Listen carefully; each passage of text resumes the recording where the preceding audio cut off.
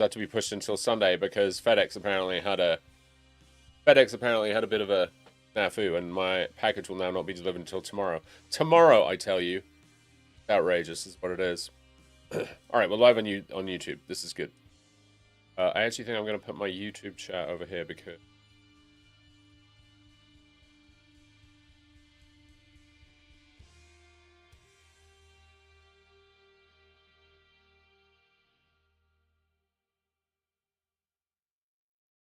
what is going on? Hold on one sec.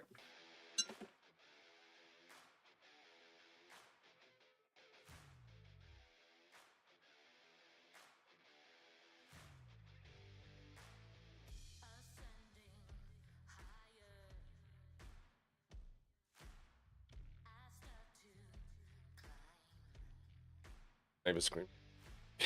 I can hear screaming. I was like, okay, all right, fine. You had to buy an IKEA toilet. Bit gamey. Yes, some assembly required. I think it'll be fine though, you know. All right, sorry about that slight interruption.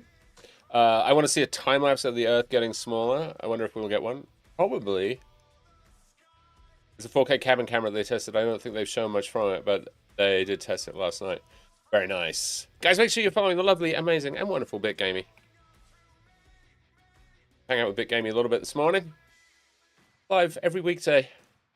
10ish Central Time. Your viewing pleasure. Your game deving. He'll let you peek behind his curtain. It's a bit like the Wizard of Oz, really.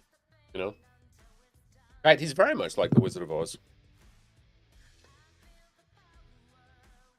Big Game, if you'd like to plug any upcoming streams that you might have, you know, feel free. Everybody else seems to. Yeah, but yesterday's stream was super fun. I want a huge thanks to Astronomy. Actually, here we should do a shout out for Astronomy.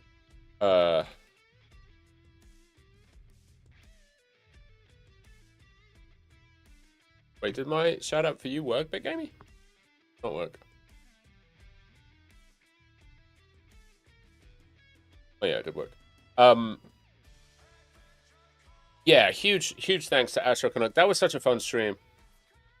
People are saying the Artemis II crew are actors. Kitchen, how you doing? Good to see you. It's just pathetic, really. Like, why? Why would it? Why? So we're of the opinion then that so all the delays and everything, they just do that for effect. I mean, obviously, we could come up with a pretty good conspiracy theory, I suppose. Like, I feel like we could do better than their actors. But I mean, obviously the flurfers are gonna flurf, so, you know, what can you do? OG moon landing wasn't real. That's already a thing, yeah. That's already a thing. Those people are wacky. Ooh, I gotta do me. There's the other thing that Casey Snowart told me yesterday is to do the go live thing on the blue skies. Apparently, this is.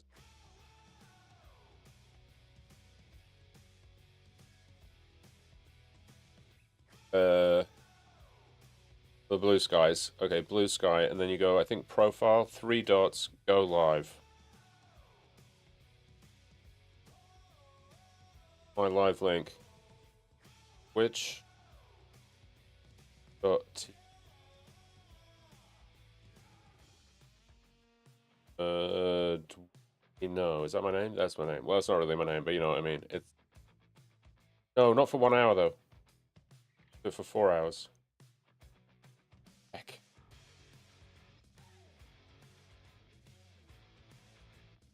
Oh my god, this is such a. I don't want to call it a cluster, but it's not the most easy to use system. Hold on, guys. I'll be right there. You know, I know. It's like, yeah, we just came here to see Nerdwino. Now he's just messing around with God knows what. Right, we'll see if that works. Okay, I'm now live. It says I'm live on Blue Sky. It's set up on Blue Sky manually for now, but someone is working on an auto option. Ooh, I like auto options. Auto me up all day, every day. I'm all about making life easy. Yeah, we had 5 concurrent viewers yesterday on the YouTube, I'll have you know. 5. Count them. 5. I think it might have been the same person 5 times, to be honest. But, you know. Do you want to see today's astronomy picture of the day? Today's astronomy picture of the day is pretty spectacular. It'd be more spectacular if I was actually, like, organized. But there it is. How cool is that?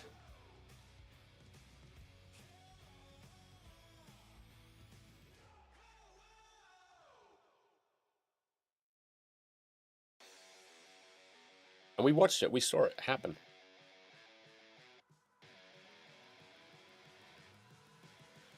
Amaze. Hello, my boy. Oh, you know what we were trying to do? We were trying to get you...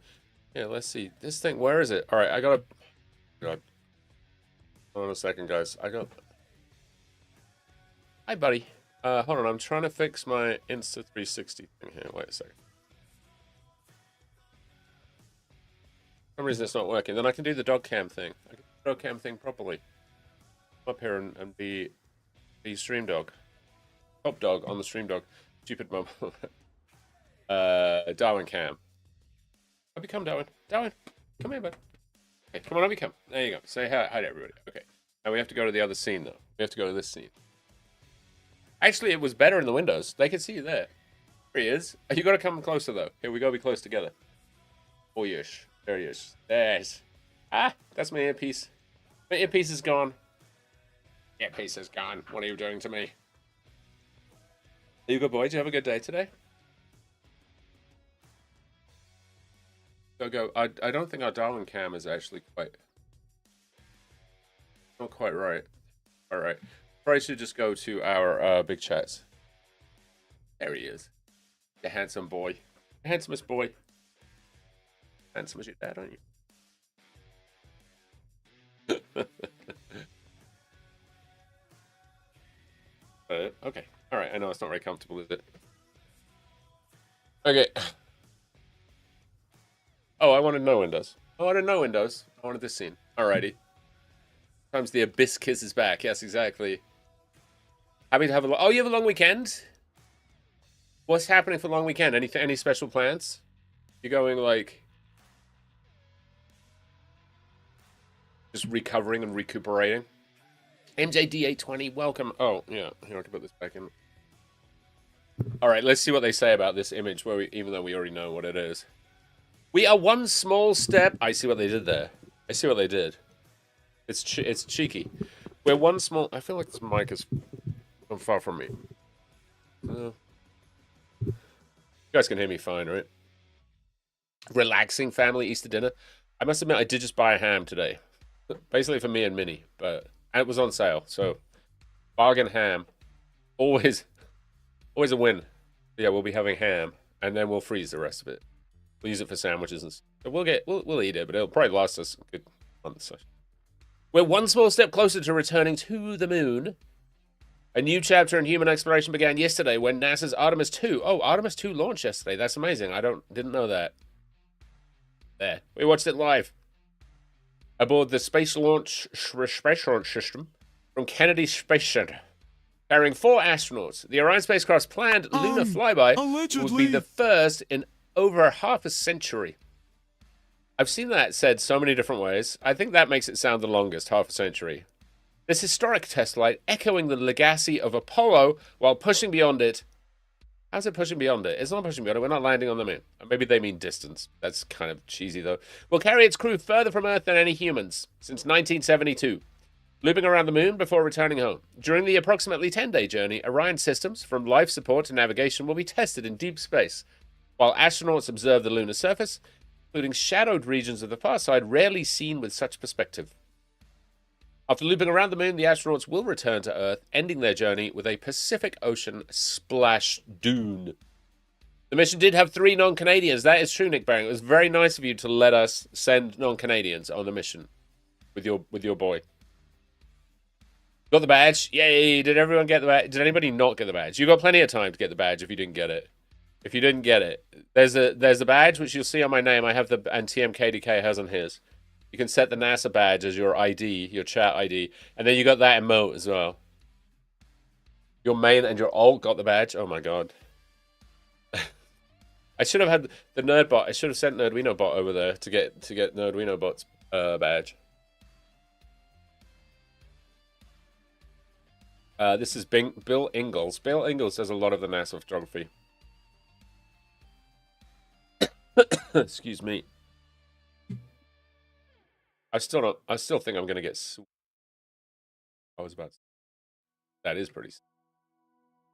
Wow. Wow. Wow. Wowie. Wow. They almost fit comfortably with Jeremy Hansen on board. They must have sent Christina to save mass. Dude, you know, we were talking about this yesterday, Nick Bering. I know you were busy and you couldn't hang too much, but you know, he looks gigantic.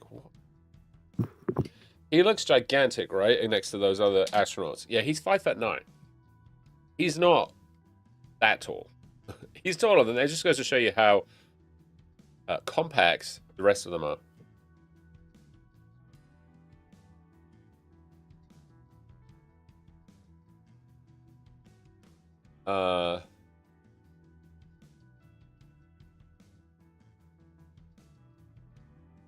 Yeah, I've been watching this or listening to this a little bit as well. I don't know if you guys have seen the cameras thing that I forget who it was, but someone posted it in the Discord.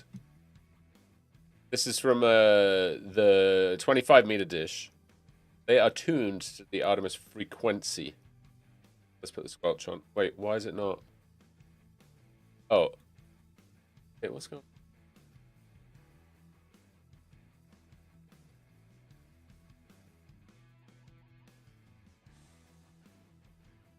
Okay, that's just annoying, though. That's actually just annoying. Hold on. There we go. Muted it. Allegedly, Misadventure Astro, 75 inches is the official NASA limit. 75 inches is supposed to be the official NASA limit, but I think that's nonsense. I mean, that might be the official limit, but... Nick Baring, I'm down. If they want to make a capsule for taller people, I'm in. You know?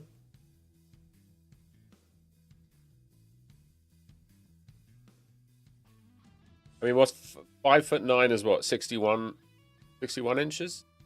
I mean, 71 inches?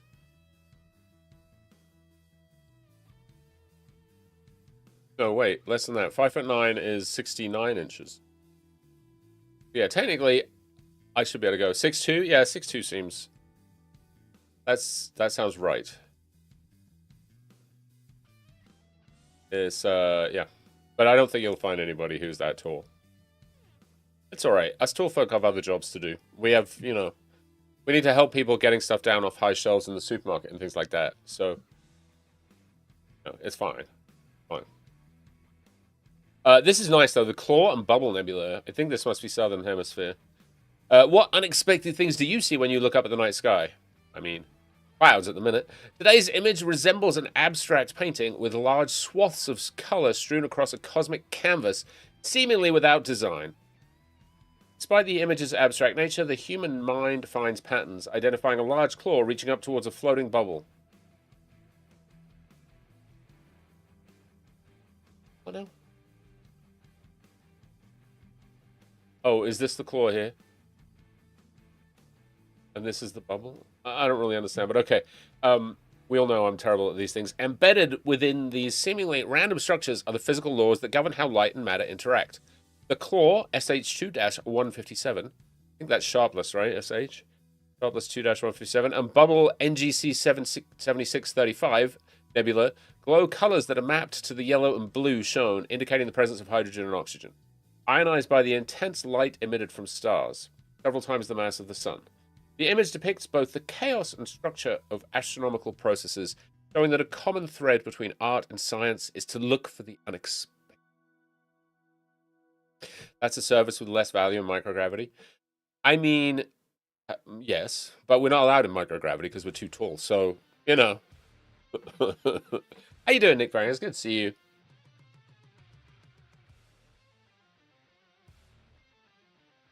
Elf, welcome in.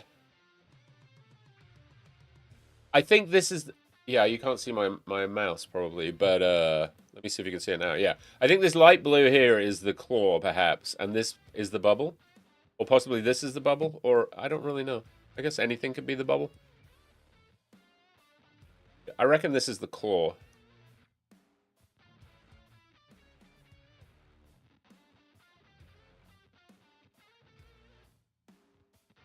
I just need to set an alarm, actually. Hold on one sec. Set an alarm for a bit later than Darwin's thing. Like...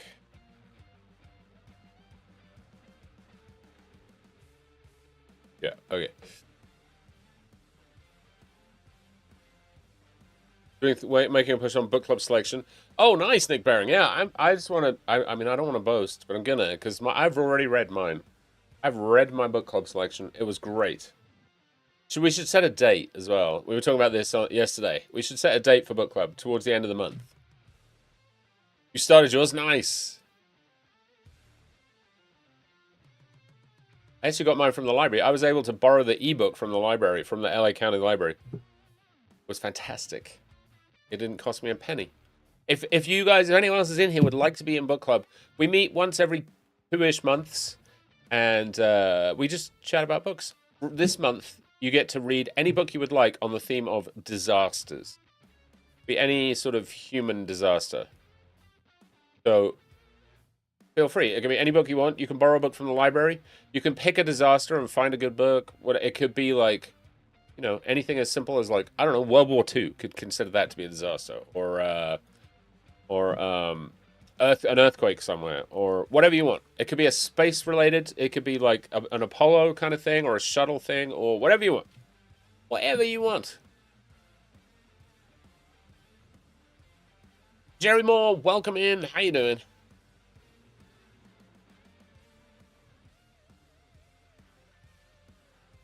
The wager. The only thing is, it's yeah. We decided this. This. What am I trying to say?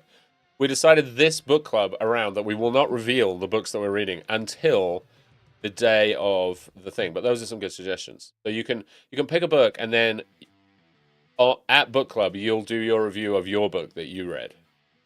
And nobody else will know until then. And so it's possible we could get duplicates.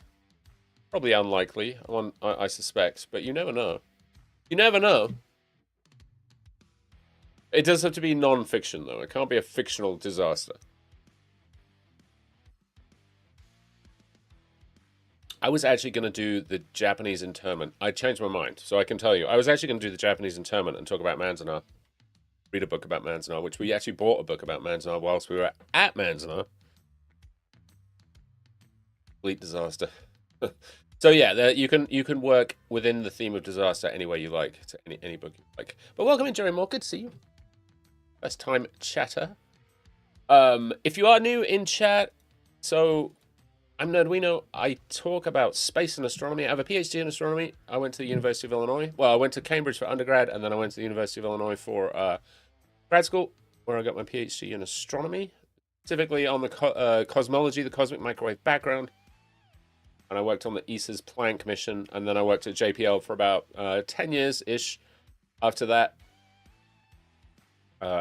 Working on Planck to start with, and then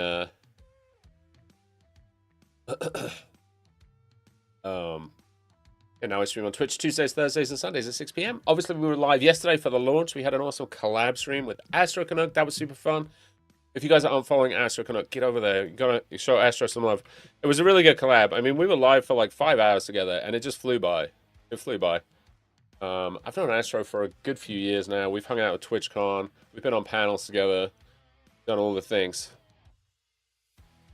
I don't know if those shoutouts work when they're done in that other window. I have to remember to... I guess they probably do, but I'm just going to try it again. CMA, welcome in. Good to see you. Anyway, yeah, and we also talk about the latest papers and research. We look at amazing images of space, as you can see is what we're doing here.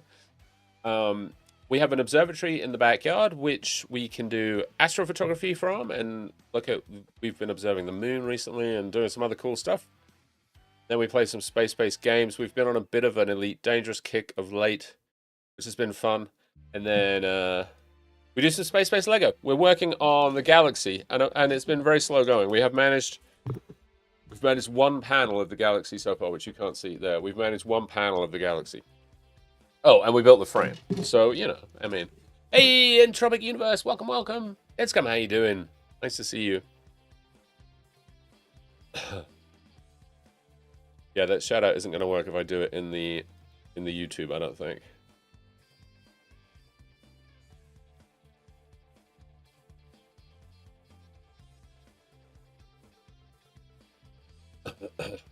Oh, yeah. Okay, cool. I'm getting so confused. I have a chat window open, which is combined chat from Twitch and YouTube. So I'm seeing the messages from both, and then I'm looking at I have the Twitch window, and I'm not seeing half the messages, but it's fine. All right.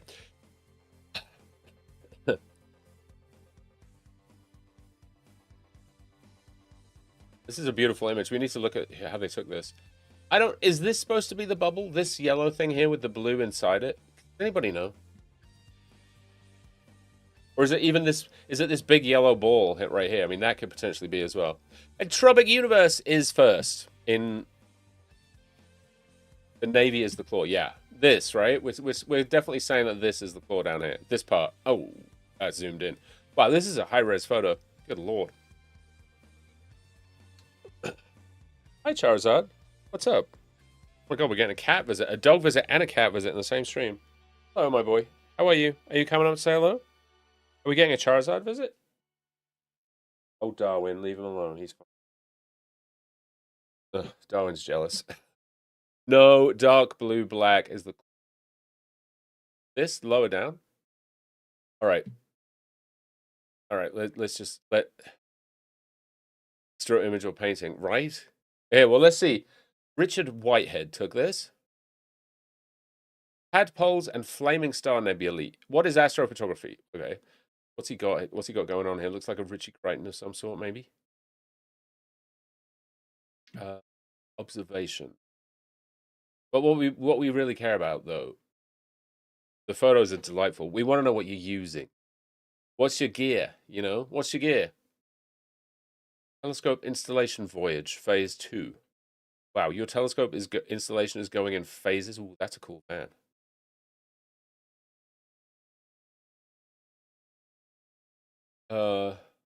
Phase 2 of my telescope installation voyage. That's quite the setup he's got there with his van and his motorbike on the back. Nice dual sport motorbike. Oh, the KTM Super Adventure. Very nice, very nice. Service required. Do not shift gears. Ooh. That seems like very specific advice. You wake up in phases. Children, this is also true. This is also true. How you doing? Guys, do play the drop game. If you drop for 99 or more, we'll get a free 1-month gift channel. Okay, what telescope is he got? Packing this little pickup truck with mount, telescope, and other equipment.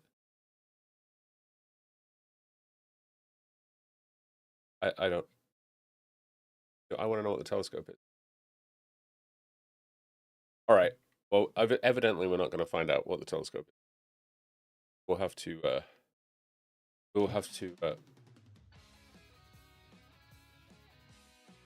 Oh, sorry. We'll have to. Well, I'll put it in chat for you guys. You guys can go look. Maybe you can figure it out. It's a bit. Not. I guess it's organized to sell the pictures, probably not to. Anyway, beautiful image. Very nicely done.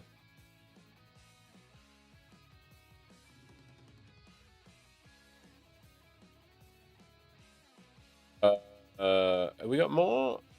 No, we looked at this one. We looked at Uranus's largest moon, Titania. Great, we're done with APOD. We finished APOD at 6:32.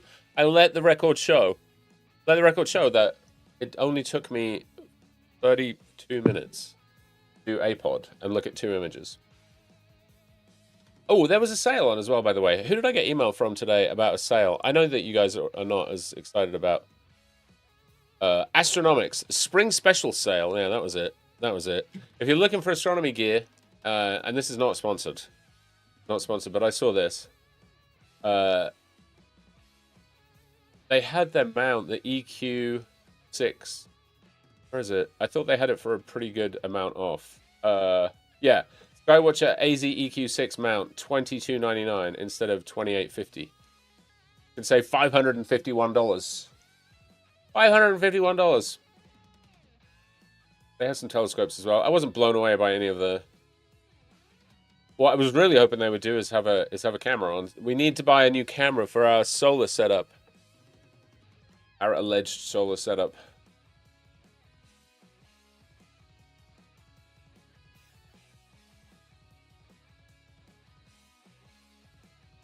The payload on this one, the EQ5. really say. I don't know. Anyway. So, if you're interested, Astronomics has got some Skywatcher stuff on for cheap. Magister, welcome in. 33 months, you legend. 33 months. This spring, dodgy spell checking your site there. How you doing, Magister? Good to see you. I hope you enjoyed the launch yesterday. We had a good old time. Here is our schedule, obviously. I mean, we're going to jump over here in a minute and go to the official NASA coverage and listen to the stories that are being told. Quick updates, though. There's a launch at 9 p.m. tonight from China. It will not most likely be broadcast live. Soyuz 5 tomorrow. That also probably won't be live. Atlas 5 tomorrow, though. 10:45 p.m. That'll be a good one. Those Atlas 5s are fun to watch. And then 4:03 on Saturday is a Falcon 9 from Vandy. Maybe if that gets delayed until Sunday, that would be nice. Still following the thing, H24. I love short missions. Yes, just a few days, you know, just a few days. All right, yeah. So there's your launches, and if you enjoy keeping up with launches, rocketlaunch.live is the place to go. It's definitely one of the better sites. Just make sure this time up here is set to your time correctly, and all the launches will be in your local. Pretty fancy. All right, let's see what's going on with the Artemis. Let me get rid of the music. Hold on. Of course. Let's conclude, because you just came in.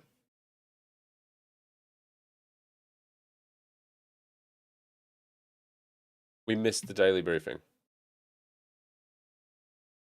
If you guys want to watch this, it's probably several hours long.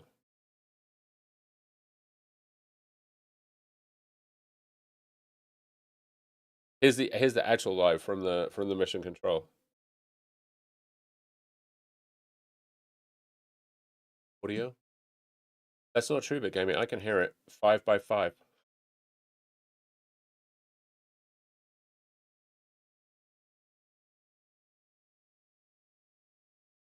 First humans to do so in over 50 years. This is also the first flight of humans aboard Orion, and it was a banner day for the spacecraft. At 6:49 p.m. Central Time, the Orion spacecraft executed the translunar injection burn, a 5-minute and 50-second burn that committed the spacecraft to leaving a high Earth orbit and beginning its journey around the moon and back home. Well, here, let me make. This is a live view inside the Artemis flight control room here. Where the Orbit 2 we'll probably rewind and maybe watch the daily press briefing here in a minute. Orbit 1 that shift. might be a good thing to do. It literally just finished as we tuned in. There's only one way to go now. Yep, there is. Commit and hold on. If you were watching the news conference, we had a few calls to and from the crew during that time frame. One of those was retimelining some of the exercise for the crew later today. We are expecting a public affairs event coming up in just about an hour, and they will then execute their exercise on the flywheel afterward. We also had a time period where we had a delay on the forward link of the Deep Space Network. So our communications to the crew were delayed. That was what we believe to be due to a downlink coming down. Command and data handling stopped that downlink, which resumed none of that made any communications sense with the crew. The downlink didn't come down. Troubleshoot that and work on transferring large files down from the crew. That's 6 hours after TLI. Yeah, I mean, everything seems to be going well. I would be surprised if there was a injection kind of a and has been unresponsive right? on a charger. So the team here is troubleshooting to see if there's anything they can do to bring that back online. Last but not least, Commander Reed Wiseman said they got great views of the Earth as they continued departing following the translunar injection burn, and just a testament to how everything is planned and tracked in space. He reported that the windows were dirty because the crew enjoyed looking out of them so much, so he called down for procedures on how to clean the windows. Dude, get a It's squeegee. important to ask for instructions on things like this. As I mentioned, everything is tracked so carefully throughout a mission that it's important. Can you imagine if you like went to clean it and scratched the crew and the teams know what is being used. Oh, CMA with the dad joke. Just do the exercise on the fly. This is a live-ish view, I think.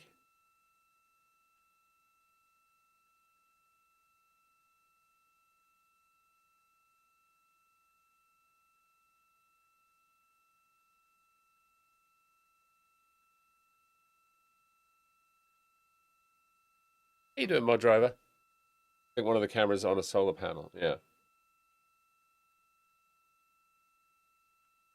I dreamed about drowning in an ocean made out of orange soda last night. It took me a while to work out it was just a fantasy. DSN now. Okay. DSN now. Madrid looks like Madrid is here. Go here. Let's see this. There you go. This is the DSN bandwidth. If we had Irish John here, then you guys would know. This is a live view from the Orion capsule looking back on Earth. We could talk to you about. We are now 18,000. We could tell you everything about the away from Earth. When we conducted that transporter injection burn, coming up on about 2 hours ago, we were just 115 miles above our planet. Obviously, that has increased exponentially as we are now on the journey to the moon and back home. Currently, Orion is 223,000 miles away from the moon.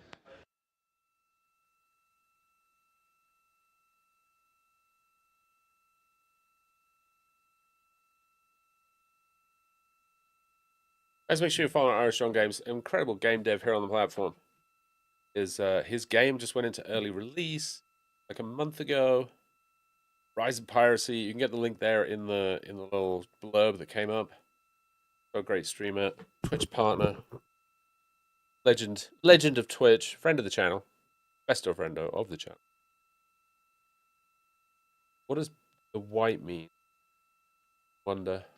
Like no key. View spacecraft. Ah, this is the spacecraft. It's talking to Voyager 1 right now? Oh, you can click on it and it tells you which mission it's talking to. So the Madrid DSN, the big dish, is talking to Voyager 1. 65. Houston with some additional PCD troubleshooting for Christina. It's talking to Korea Pathfinder Lunar Orbiter. One is testing. This one is talking to Artemis II. So Artemis II is coming down. Oh, it says at the top, look, Art2. I'm an idiot. This one is also, looks like it's spacecraft telemetry tracking and command. DSS 54 and DSS 56 are talking to Artemis. Looks like 26 from Goldstone is talking to Juno. I'm guessing JNO is Juno. Yep. ESCB, Escapade Blue. And EMM, Emirates Mars mission. Super cool. That's a really cool site. Yeah, thanks for that. Are they there yet? No, they're nearly there, Dr. Nazimo. Nearly there yet. The Orion toilet has been unclogged. They got the plunger out and they managed to plunge it. That was pretty good news, you know. The shitter is not full anymore. So it won't be a Griswold family Christmas. But turn this Orion around right now. Exactly, CMA. Exactly. Hi, Charizard. Desperate to come up and say hi, I think.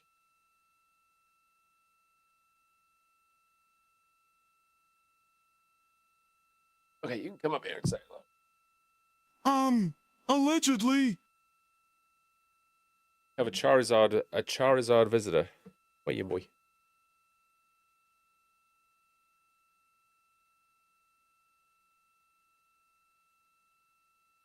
There? Okay, here. Oh, bye. That's it, he's out. He just did a flying leap over the dog. That's the cat. That was Charizard. Pretty cool. Pretty cool. One of the friendliest little cats. All right, let's see what else. So this is really good, guys. If you want, you know what I'm gonna do? I'm gonna put this. I'm actually gonna detext this into the Discord.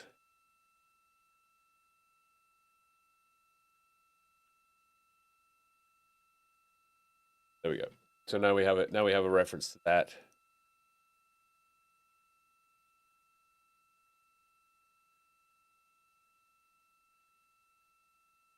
Let's go to Artemis II spacecraft. World map. That's not very helpful. We know where Madrid is. Go ahead for Christina.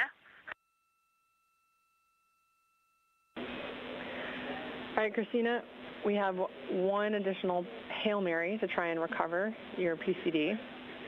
We're going to suggest that you reseat the power cable and then press and hold the power and volume up simultaneously for 20 seconds. You should be able, if the PCD responds, you'll enter BIOS, and you might get a screen in which you can select exit. No, she's not going to have her computer. I wonder if they have a backup up there. A tablet. Didn't work. Thank you. Didn't work. Okay, good.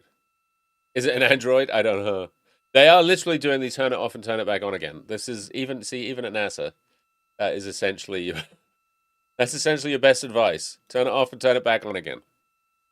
Where we are. I actually don't know. It's a ThinkPad. Let's see. What personal computing devices Artemis Astro. The Artemis astronauts use Microsoft Surface Pro tablets as their primary PCDs for managing schedules, accessing email, and handling mission data.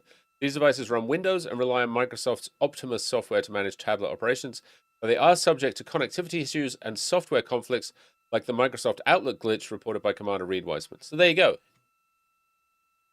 There you go. While the spacecraft's critical spaceflight systems run on specialized radiation-hardened hardware, the astronauts use their commercial off-the-shelf devices to maintain familiarity and reduce training overhead. Crew also has access to portable computer systems, laptops that run Windows for similar operational tasks. You bet if you were on the trip, you could fix it. At least they don't run Vista. I mean, this is true. True. This is Artemis Mission Control, now MET, or mission elapsed time, 1 day, 3 hours, and 10 minutes into the Artemis II mission, the first flight of humans around the moon in over 50 years. So cool. And we are going to the moon. After a successful translunar injection burn today, we are now over 19,500 miles away from Earth and growing closer to our lunar neighbor, now 222,000 miles away from the moon. The view on the left side of your screen is from Orion, a live view looking back at our home planet, that small There we are, look. dot. It's us, the little and down dot. at the bottom right-hand screen, you can see Capcom Chris Birch wrapping up her Orbit 1 shift today, as well as Flight Director Jeff Radigan. They've been leading the teams throughout Orbit 1 and the translunar injection burn. Integrity, for your information, toilet is go for use. We're estimating about 5 more uses. Wait, what? 5 more uses of the toilet? We copy that, and I have a question about the flywheel accelerometer, specifically the software that I'm opening up. 5 uses? All right, Reed, I'll take your Is that each? In 10 days? When I'm opening the Orion Crew Seat Accelerometer version 1.10.5.0, I got a pop-up that came up that said, confirm disarm. The device is armed. Do you want to disarm it? Yes or no? I can see how that would be a little disturbing. Okay. Affirm, Reed, you do want to arm. Disarm, he said. Excuse me, you do want to disarm. Yeah, there you go. You do want to There you disarm. go.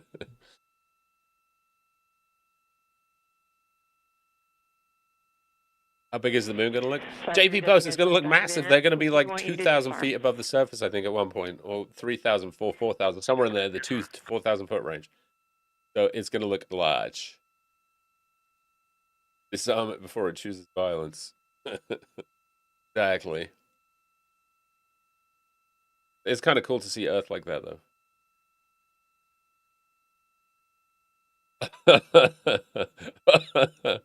Open the pod bay door, Hal. I have a big one incoming. I'm sorry, Dave. I can't do that. You're gonna have to. You're gonna. All right. I'll stop. I'll stop before it gets too. They didn't put them on hold. No, they did tell her to basically turn it off and turn it back on again, though. How many of us watched the? Hey, big old V, how you doing? Good to see you. They said it would be like 4,000 miles. What did I say? What did I say? I might have misspoken.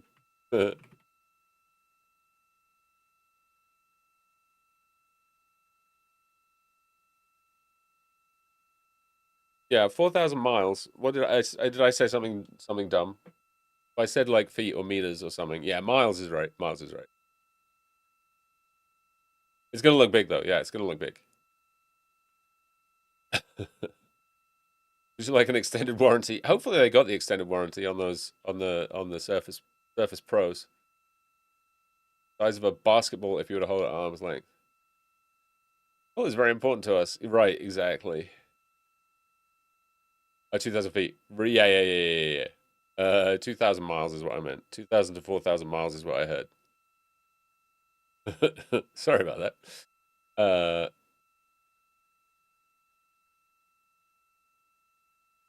I mean, that's if you even get through. That's if you can get out of the. That's if you can get out of the loop of like press 1 for tech support, press 2 for password reset. Try saying all that with an English accent. What happens? Go well. They did remote into the tablet last night to help with the Outlook issue. I feel like, I mean, I know they have work to do, like from the email, but I feel like losing email for 10 days would actually be a bless. I'd be like, oh yeah, don't work too hard to fix it. I'll manage without. Oh my god, we have ads already. Because we have ads incoming in about 3 minutes somehow. I don't know how we got to ads already. It's been an hour, but we'll go back here in a minute probably and have a look at the press conference that they just completed. That might be fun. We'll do that after the ad break.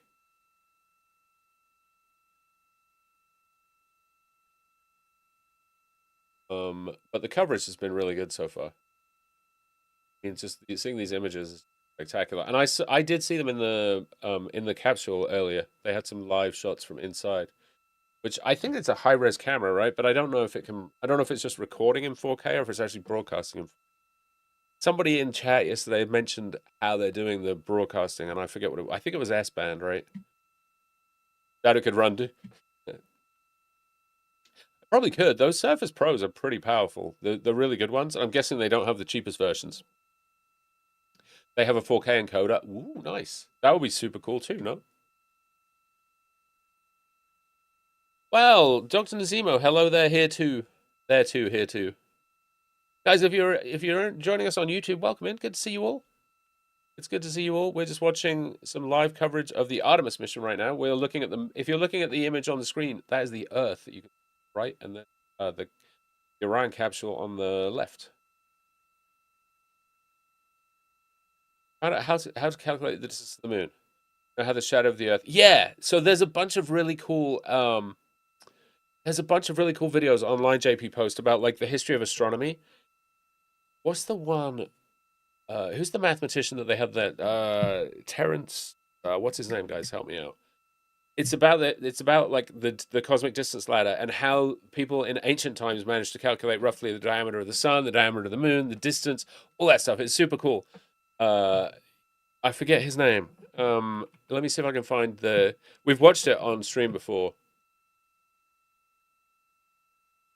Terence Trent D'Arby. I don't think it was Terence Trent D'Arby. It's.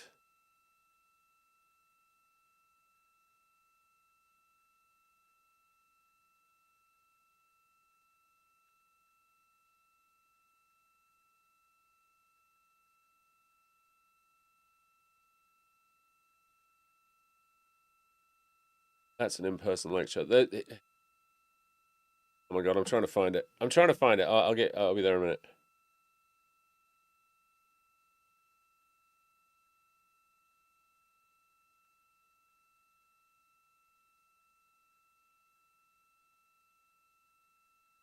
There it is. I found it. I founded it. I did.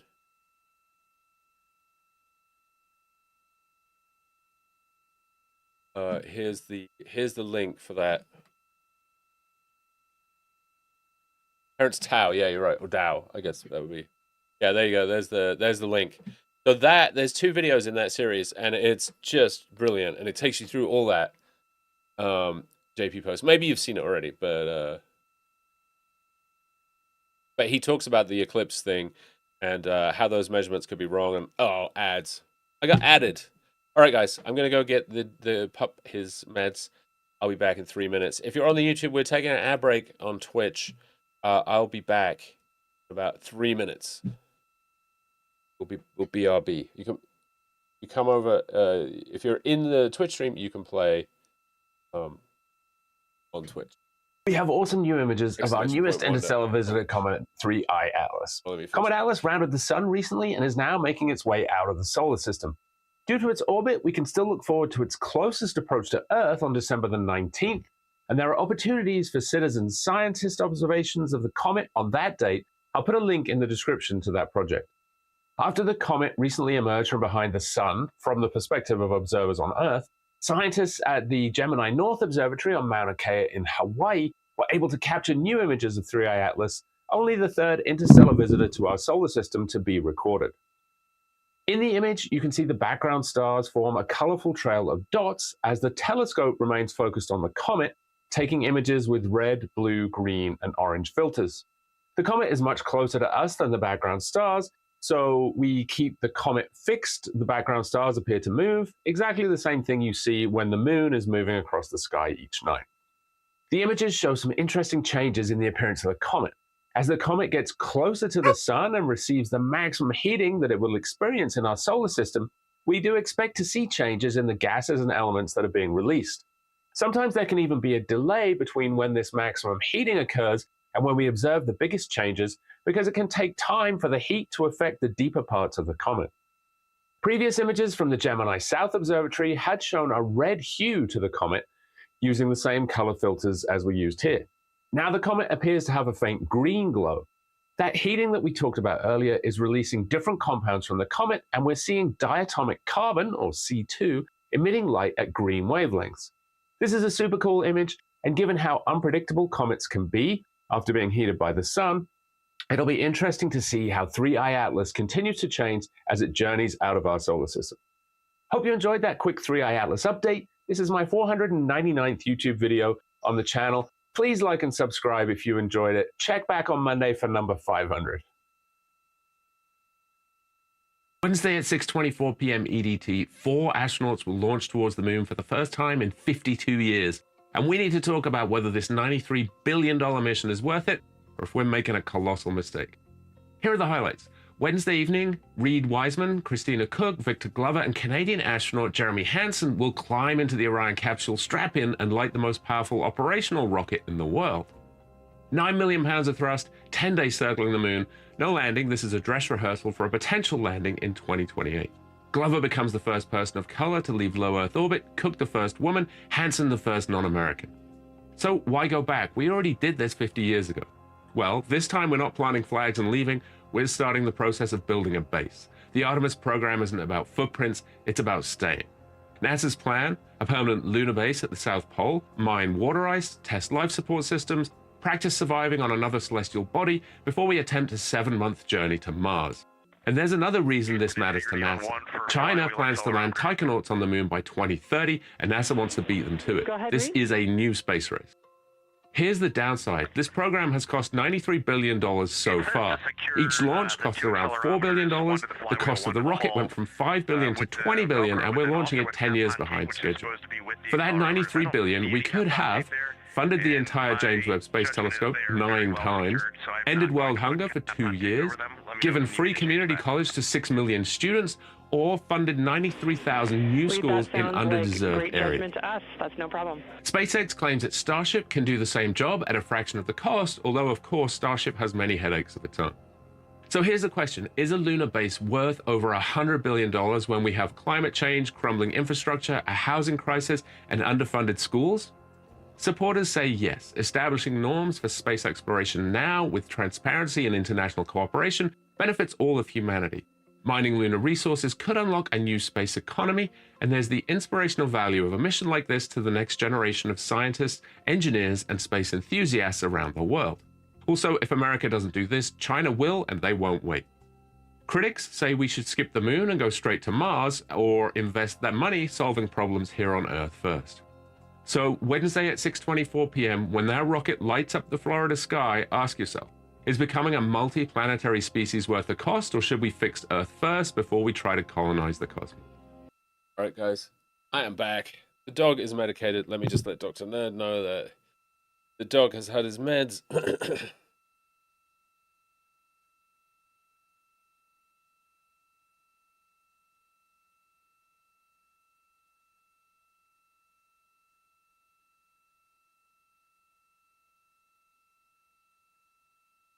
Okay, all set with that.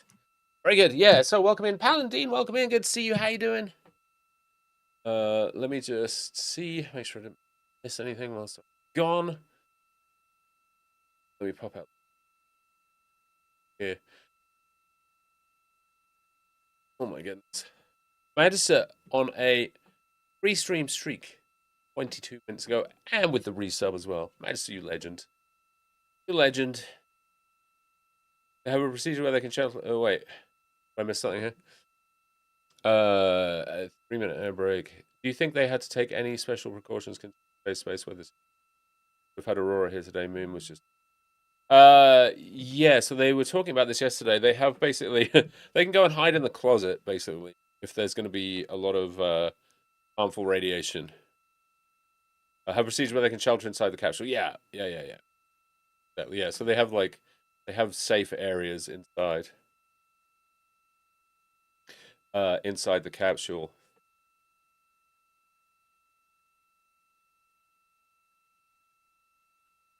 What is a Lagrangian? A Lagrangian is a scalar function.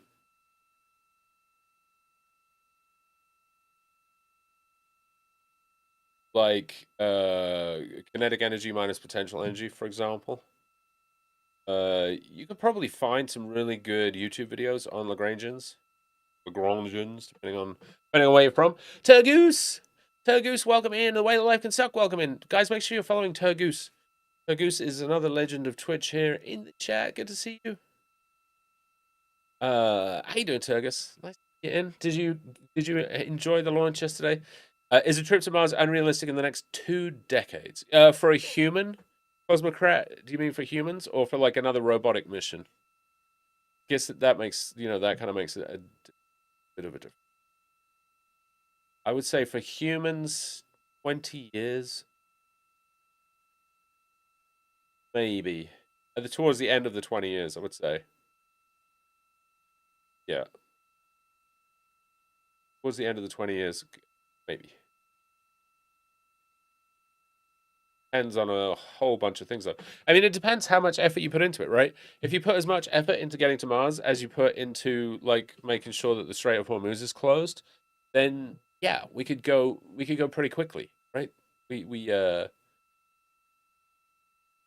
do it. If we just fund NASA at its current levels, and that's the kind of money that we put into exploring getting to Mars, then it's going to take a while, Got to watch the launch with the family while we were visiting my mother. Oh, nice. Super cool. Yeah, it was amazing, right? Human seems hard to do. What an exciting day that would be. Yeah, it would be huge, right? Imagine the excitement we had. Even going back to the moon maybe in 2028 is pretty exciting. Pretty exciting. Like, that's a massive. For PCD. Absolutely incredible, right? That we're even thinking about it. Go ahead, Christina. The exploration is just really cool. Hey, Chris. What's he eating there? Has he got pizza on the end? He's got pizza. And I also had Ike. Nice pizza. We had pizza for dinner yesterday. We were feeling lazy. Successful getting it to respond in any way. Feeling lazy, so we got pizza. We were feeling super lazy. We just had pizza delivered. So All right. Unfortunately, Christina, that's all the troubleshooting I have for you for now. We'll do some more thinking and see what we can come up with. But thanks for trying it. No. Yeah. For you. Okay. She acknowledges that. I've got a question for you on the dual camera bracket config for transit. When I got to the threaded rods, just want to check with you. I was supposed to do 6 turns. When I get to 2.5 turns on all of them, I start to feel some resistance. I assume it's a helicoil, so do you want me to push through that resistance to 6 turns? And as long as it's a reasonable amount of resistance would be the caveat.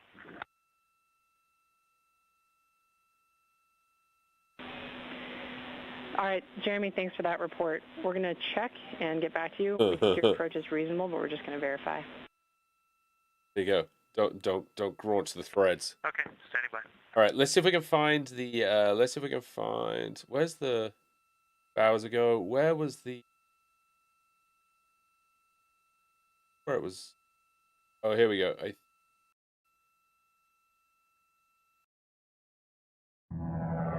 Here we go. This is the press conference they just did like an hour ago. It was like an update thingy. That'd be good, I think. You set your talk range. Will be the first time we put humans on this rocket. It was funny. When my dad was visiting, I was changing the pads on my car, and I was like, "Do you know what the torque settings are for these bolts?" He goes, "I reckon a FT," and I was like, I knew exactly what he meant straight away. I was like, "Oh yeah, that's funny." So FT is indeed how tight they were. Continuing to test out Turgis, I think, yeah, I don't know, it might just be the way it's built. He was definitely concerned something about stripping them out. We can bring together genius from around the world. You have the best people on planet Earth putting this vehicle together. That's what's up. To innovate for the benefit of humanity and to inspire the world through discovery. And here we go.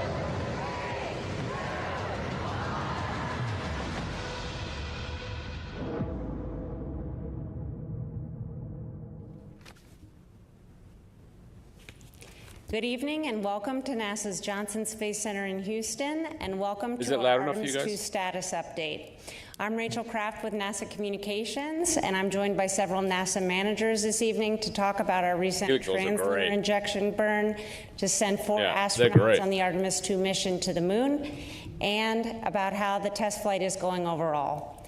They are Dr. Lori Glaze, who leads NASA's Artemis program, Judd Freeling, Ascent Flight Director for the mission, and Howard Hugh, Orion Program Manager.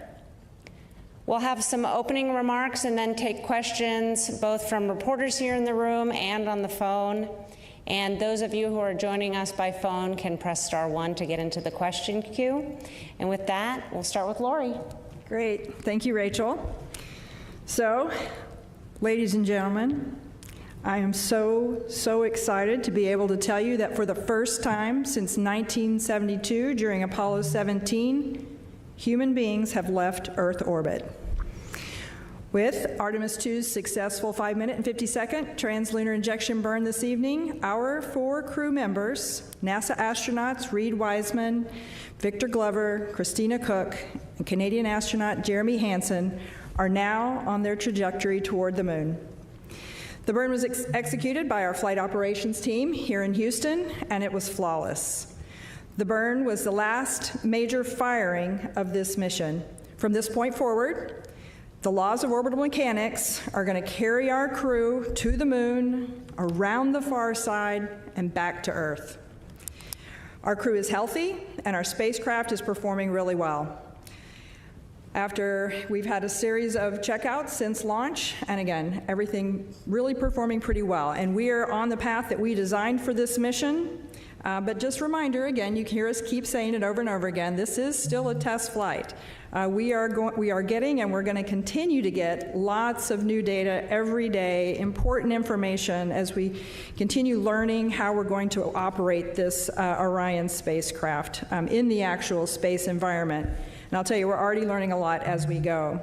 We've encountered several things along the way. We're not really tracking anything right now that's of concern, but anything that we've encountered since we've launched was brought to our mission management team today and discussed, and the satisfactory path forward on every case, and a unanimous decision to proceed forward with the go for the translunar injection burn.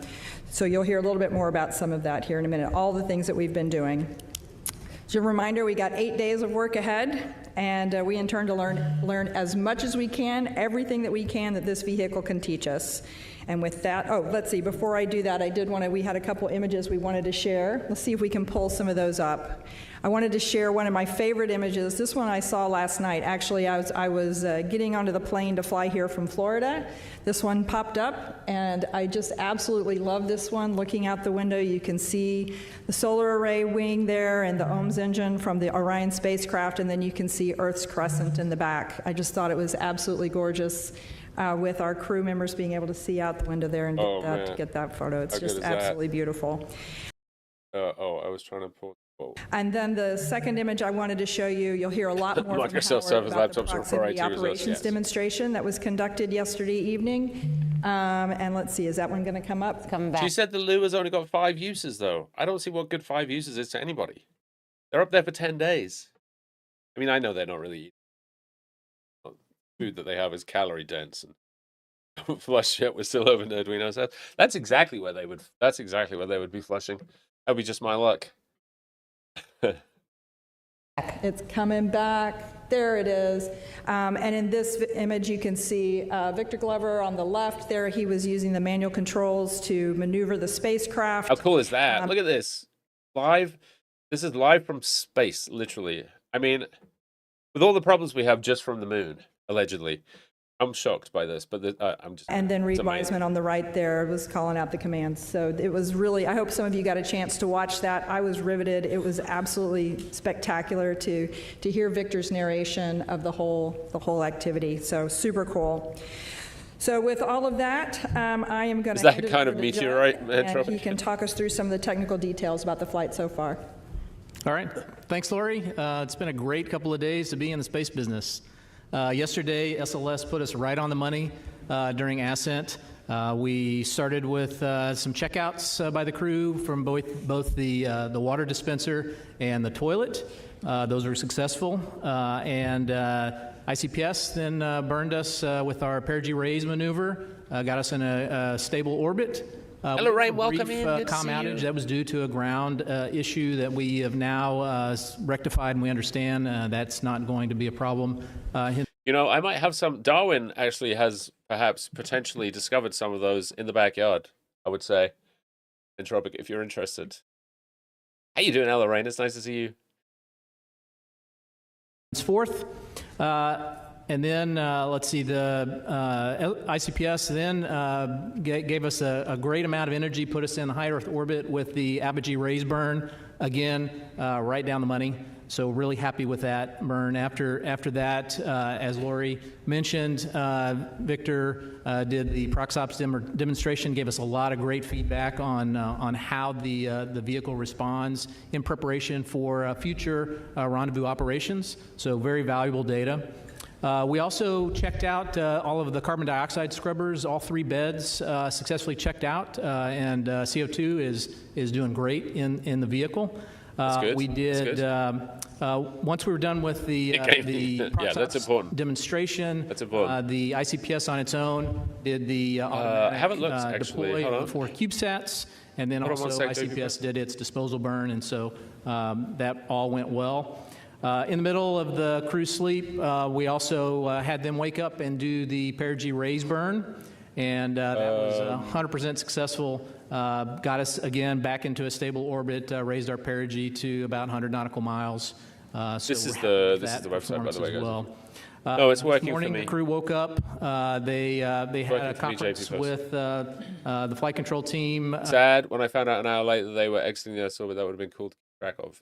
There's so much cool stuff, though, Ella Rain. The good thing is if you miss one thing, find another one. And our lead flight director, Jeff Radigan, went over some details of anything that they had, changes to the timeline, which were minimal. They did an exercise test of the flywheel. That was successful.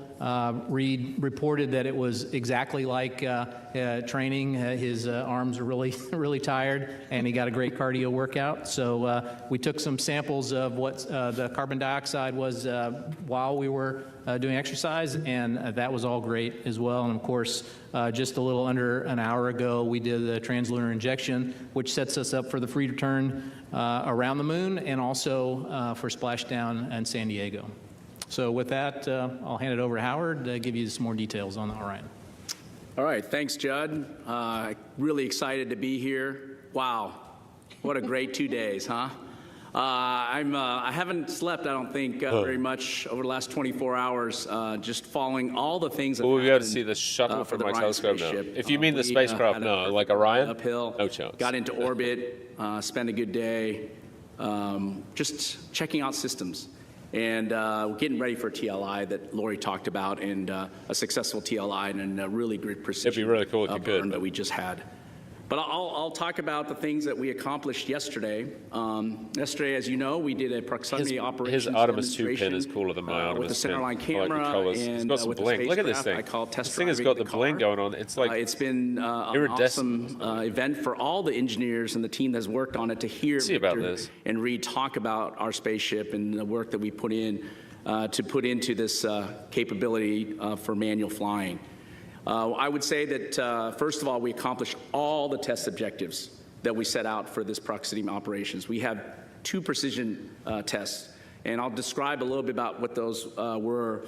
But I'll send with a picture first to show you and describe. This is a very close-in picture, these 3 pictures. On the, I guess, upper left of the picture is our centerline docking target right in the middle. It's a standoff cross that you'll see. It's a 2-foot wide target. This is the target that we're going to use for future missions. So this is the exact flight configuration that we will use. So it's really important. Maybe I'm just not getting the sparkle. On the interim cryogenic propulsion stage.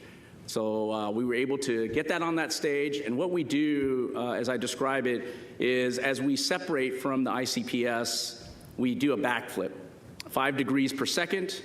And we back away all the way as far in this demonstration was about 400 feet. And that back away scenario, that allows us to have a good standoff understanding. We're pretty far away, not this picture, but I'll talk a little bit about where this is going. Then we start doing what I call course manual piloting.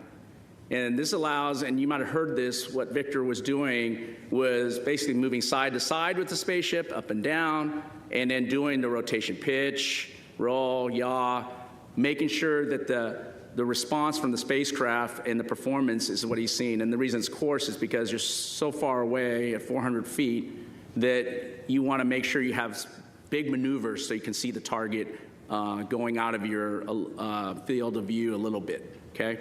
So that's what we did at the initial part, and then we slowly started coming in and approaching the vehicle. And that picture that you see in the upper left side is almost to 33 feet. It's about 30 feet away, I think. 33 feet. And that's where we will do what I call fine manual piloting. So really? Just doing That's fun. The same thing, side to side, up and down, doing the pitch, roll, and yaw maneuver and handling. And you heard that if you watched closely, and some great commentary. Especially, it was heartwarming to hear. I know I talked to some of our team members today, to hear that how well their baby worked, operating precisely. That is exactly what we wanted to do, holding the attitude and being able to maneuver very well and described, I think, just very excitedly by Reed and both Reed and Reed and Victor. I think it's really a great a moment for all of us who have been working in this arena to get this demonstration off. And of course, that wasn't the end of it.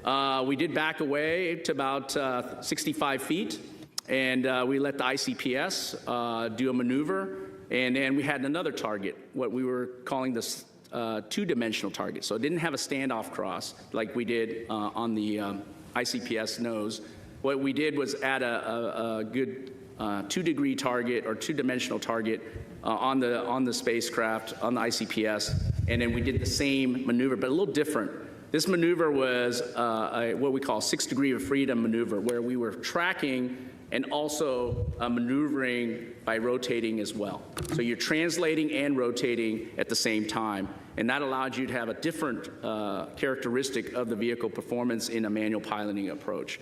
And we were also able to go to this 33-foot range. So really important demonstration of both the fine and coarse handling of the spaceship for future missions as we go forward. And that was something that we wanted to make sure we brought down some risk.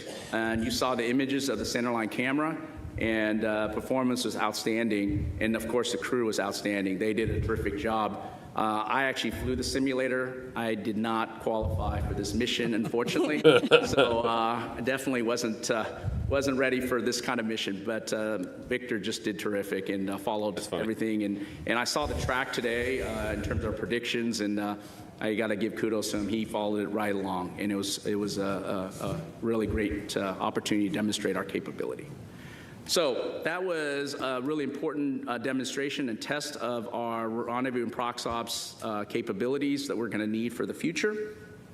But also in that 24-hour period, we had to obviously demonstrate our readiness for translunar injection. We were able to really track a lot of the subsystems that we've learned from on Artemis I, but also the most important subsystem when we put humans on board is the life support system. And I'm happy to report that the performance of the CO2 scrubber, the ability to distribute water, control the temperature inside the cabin is exactly as we predicted, and in some cases better. And so that was really great. And of course, across all the other subsystems that we demonstrated in Artemis I, like power generation, was better than predicted. Also, over 13 kilowatts of power generation, and our ability to control, like I said, the inside cabin. Wow, and that's actually really good. The temperature across all the 13 kilowatts is more than my home generates. I mean, their solar panels are pretty big, but that's good.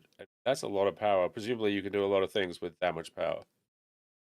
Parts of the spacecraft was right on and nominal. So that was really good to see. And of course, we were ready to execute the TLI burn today, and our guidance navigation control system was ready to go and demonstrated through this burn its ability to handle this type of burn and the precision that's needed to take us to the moon and come back into Earth's atmosphere.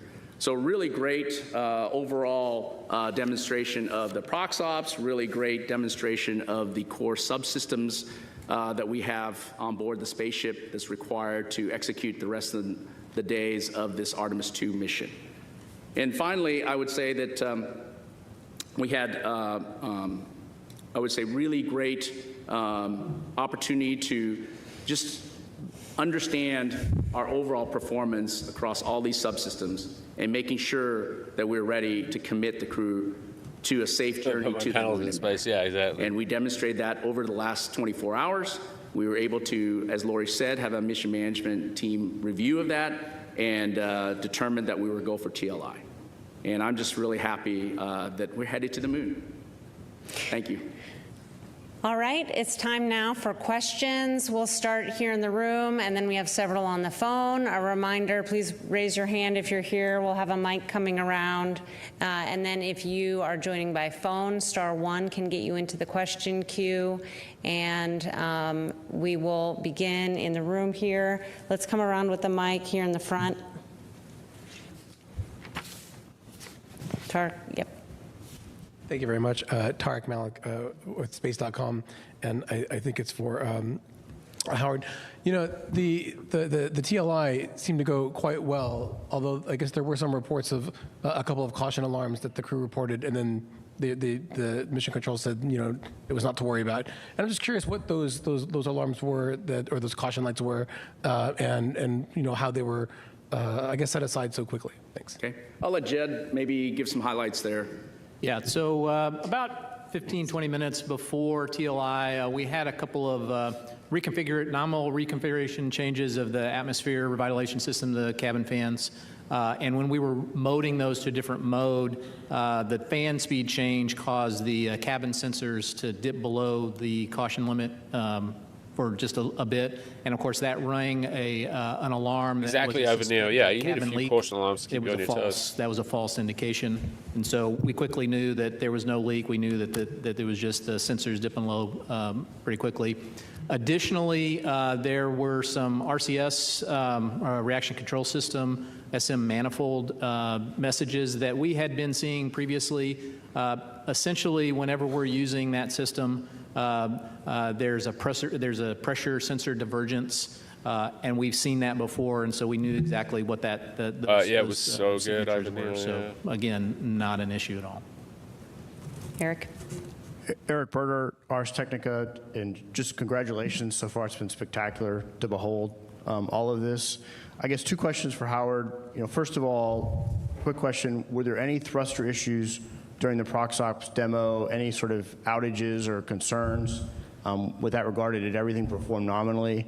And then, does the performance and Victor's piloting during that exercise give you confidence in Orion's handling for the maneuvers contemplated in Artemis II with 1 or 2 of the HLS? Yeah, no issues with the thrusters. They perform nominally, and the performance is excellent.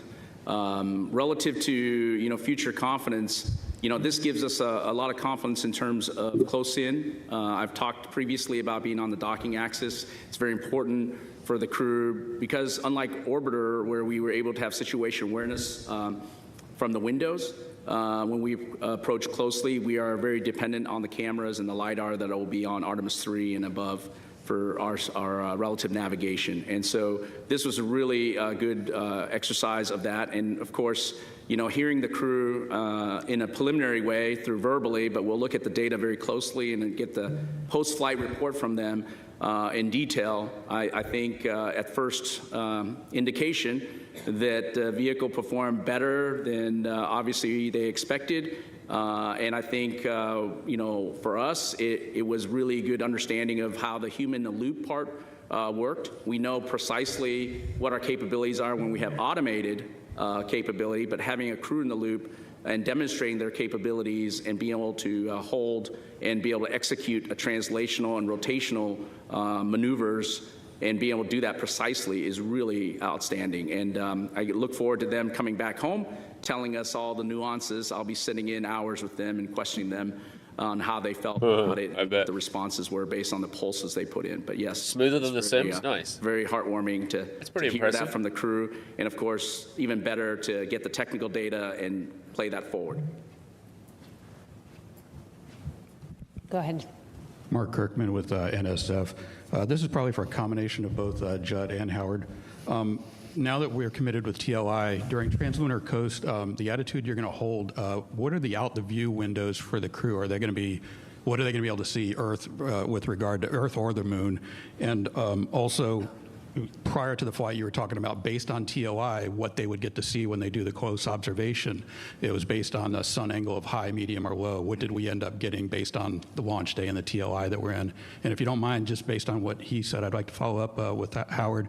It sounds like, based on what Ike said and you said, that the handling qualities, tight, deadbeat damping, that this is better than you predicted. Is that a true statement? You want me to start first and go ahead. talk about that? I would say that predictions are hard. There's a human-in-the-loop kind of element, and we practice that. So I would say yes, definitely, maybe better than we anticipated in a lot of ways, because there's variations by which we go into space. On a closed-loop control system, for guidance navigation control, when you have an automated system, you know precisely and you predict exactly how the system will respond. The crew is well trained, and Victor did exactly what he needed to do, and the spacecraft responded. As far as where the vehicle will be pointed, most of the time we spend in a tail to sun attitude. So we take the back end of the vehicle, point it towards the sun, and so whatever the geometry is, that's what you get. We sometimes have the advantage when we have good power balance, we can move the solar arrays that have cameras on the end, and we can move those around and see what look back at the Earth or look forward at the Moon. Also on flight day 6, whenever we do the lunar closer approach, we'll change attitude, make sure that the crew has those views of the lunar surface. As far as the predictions about the future lighting of the Moon, this was a lower lighting day that we launched. I think it was in the 20 to 30%. 21%. 20%. I have some very good predictions about the past, though. Ivan Neo, if you want to hear some. Finally, some praise for the Artemis hardware, not just pointing out problems all the time. Engineers, that kind of thing. Yeah, I mean, this has been very successful, I think. Obviously, they had a bit of a hiccup last month, but they obviously fixed everything in the VAB and they've rolled it out and it's just gone. I mean, it launched on schedule. A couple of minor issues. It seems so they weren't too worried about those. Right, there was the battery issue that they decided was just a sensor issue or a reading issue, and that lit amazing, area. So we'll still get good shots from the crew. We'll still get great descriptions, from their Mark I eyeballs. But I mean, we're going around the moon, so that's the main thing, right? I mean. Okay, we'll take 2 more on the end here, and then we'll go to the phone. So go ahead, Jackie. Hi, Jackie Waddle, CNN. Quick question for Howard. I know Victor said that he was going to give the Cooper-Harper rating scales during the prox ops. Are you able to share those numbers? Just curious to know how it handled. Wherever you go, there you are. And then also would love to just ask a general question about the crew, how they're adjusting to orbit. Specifically curious about the first-time flyer and whether there's any space adaptation syndrome without, invading privacy. Thanks so much. Yeah, I'm sure we can share the Cooper-Harper handling qualities. I mean, we did assessments with the simulator, and we'll do it as part of this demonstration, and love to hear that feedback. I think we got some initial feedback, like I said, but look forward to that. Yeah, definitely. But I'll let Judd answer the other question about the crew. As far as the crew members, they're doing great. There's no indication that they're having any problems at all. So I don't expect that they're having any problems. Hi, Lauren Grush with Bloomberg. Thanks so much and congratulations again. I wanted to ask about the troubleshooting of the toilet that happened on that first day. Can you just explain to us what the issue was and how they fixed it? And on a priority scale, would you say this was a number 1 priority or a number 2? Okay, that was funny. So when we had always planned to wet the toilet with some water that we had pulled out of the PWD, the potable water dispenser, and it turns out, I guess, we didn't put enough in, and so the pump was not fully wetted, and so it has automatic fault detection in that if it's not fully wetted, it'll shut itself down. So once we figured out that we didn't put enough water in, we put more in there, made sure that it was essentially primed, the pump was primed, and then the toilet came right back up. I will say that in addition, a good kind of byproduct of this, while we're working through those procedures, we were able to check out the secondary vent line for the urine as well. And so that was a good, that's an alternate path. If we could not go with the primary line, we were able to bend out on the secondary line, and we were able to demonstrate that. And we didn't demonstrate it today, the primary vent line through the working toilet. So I think both lines are working well, and really happy about that. Yeah, I'll just add real quickly that I think this is a great example of some of the procedural things as we're learning to work and live in the Orion capsule. We've got real humans in there. They're trying to live and learn, and we're gonna learn things along the way. Oh, it has a backup line. We need to prime it first. This is the kind of hey, Angela, how you doing? Good to see you. All right, we'll take several questions from the phone now, and we'll start with Marcia Dunn from the Associated Press. Oh, yes. Hi, good evening. I have a question probably for you, Lori. Could you just or anybody really, could you talk about the stress level in mission control prior to the TLI burn? I mean, were you really sweating it there? And now that Nina runs on Linux, do you have any new revised numbers? That's big for news.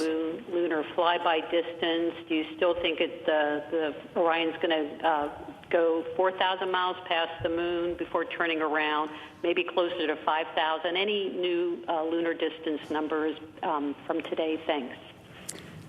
Hey, Marcia, thanks for the questions. I'll let Judd speak to what the mood was like down in Mission Control. I was actually sitting up observing the room and listening in on the loops, and everything was it seemed like it was going very smoothly. They always seem so calm and controlled down there in Mission Control. Up in the room where I was with several other folks, as soon as we counted down and we started that burn, we just sat in silence and watched the clock go and waited for that statement that said the burn was complete. And that was it was just wonderful to just sit there, watch, enjoy it, and say, you know, we've done this. So it's a great accomplishment. We're really proud of all the teams that got us to this point. Let's see, the second question, about the distance. So the anticipated distance, I believe, was around 4,600 miles from the surface. Is that right?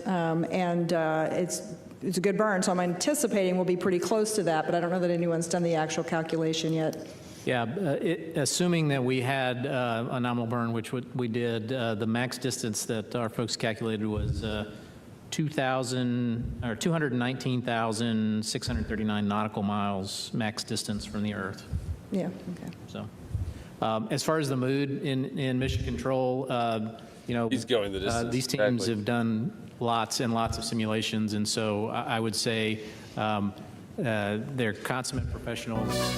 Everybody, even with the sensor problems that we had, able to, you know, do the TLI and get us through everything. You know, it's going great, South Rebel. I mean, I going great. wouldn't say there's any stress level. Really good. Yeah, maybe, Lori, I'll jump in on the mission evaluation room that supports the flight control team. You know, I was in there with the team, and, you know, we have high confidence in our main engine. We've operated several times on Artemis I, and, of course, we operated the upper stage separation burn as well. And I'll just tell you, everybody was standing, not so much nervous, just excitement. And then in one of our conference rooms where we had a couple of G&C experts with us, we geeked out and talked about TGO, VGO, Lambda, Lambda dot, and teaching class on how these burns were calculated, what the guidance targets were, and it was really fun to listen to that while we waited for the TIG. So it was really fun. All right, our next question on the phone line is from Andrea Leinfelder with the Houston Chronicle. Hi. I have a question on the exercising. So I was watching the video when Reed was exercising, and I know Mission Control kind of started chuckling because you could see the movement. So I was wondering if you'd kind of quantify a little bit how much it was moving. I know it was expected, but I'm still curious to know how much. Also, just a technical question. Would you say that Orion was in high Earth orbit or low Earth orbit during the TLI burn, just because it seems so close to the Earth? Thanks. Let me take that.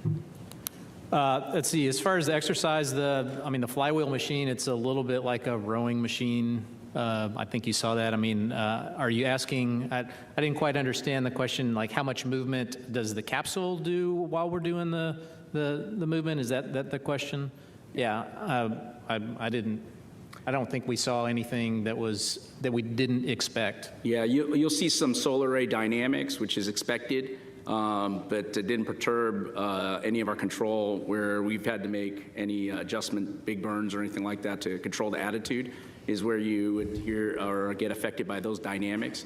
Of course, we'll look at the data. You know, I wasn't sitting in front of the data council today, but I just saw it on the videos that were coming down, and we'll talk to the team, but we didn't expect anything different. I asked our guidance navigation guys if there was any issues, and they said nope, didn't see any issues relative to exercise. And then, of course, we'll always look at the data and go by that, but looks good so far.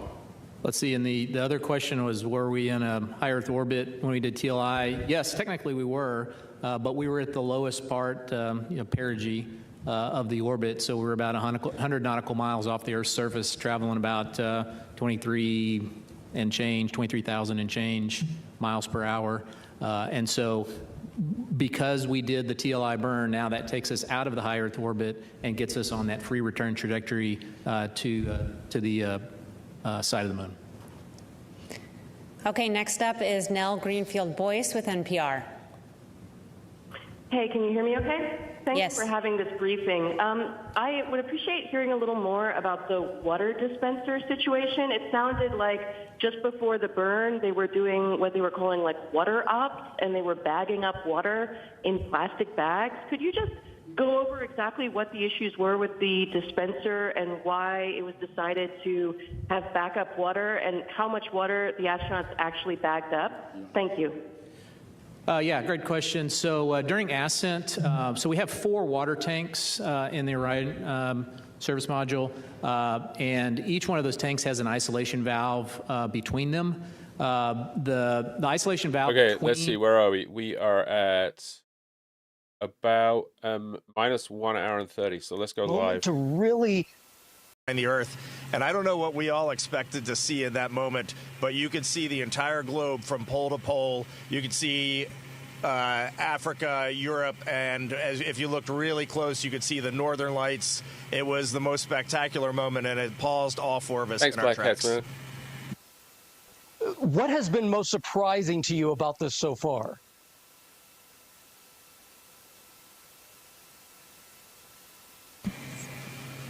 Well, I think probably one of the things that surprised all of us is when those solid rocket boosters actually lit and we left the pad. It was just a moment of disbelief, and yeah, the fact that we launched, it just totally takes you by surprise, even though you're expecting, at least for me anyway. It was comfy. Yeah, they've stuck him in the locker, in the nerd locker. Did it feel different? Because I can imagine that's such a powerful rocket. That must have felt different for you.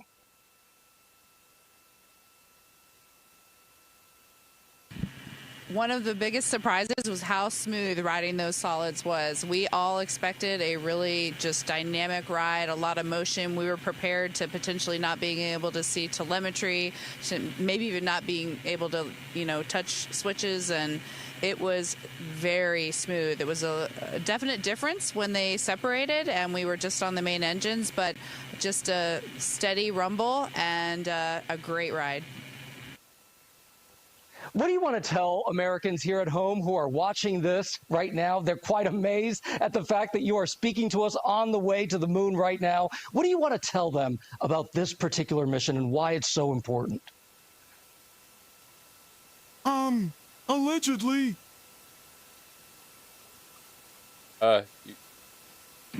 First and foremost, I would just like to say thank you. Your support and trust in us has enabled this, and so many people that have worked for so long to make this possible. But also, we're just getting started. We've worked really hard, and even though we were a little surprised to actually launch yesterday, we have a lot of mission left ahead of us. So I think we were all I really want to tell them stay tuned and keep tabs on what's going on. NASA's doing a great job of communicating all the things to come.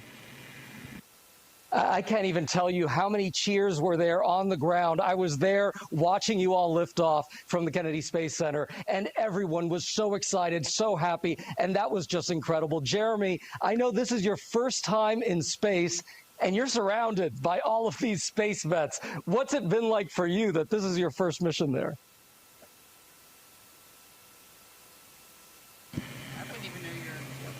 There has been a tremendous amount of disbelief for me. It's just so extraordinary. I just kept saying to them yesterday, I really like it up here. I wish I could have got here sooner. It's just such a tremendous place to be. The views are extraordinary. It's really fun to be floating around, and it just makes me feel like a little kid.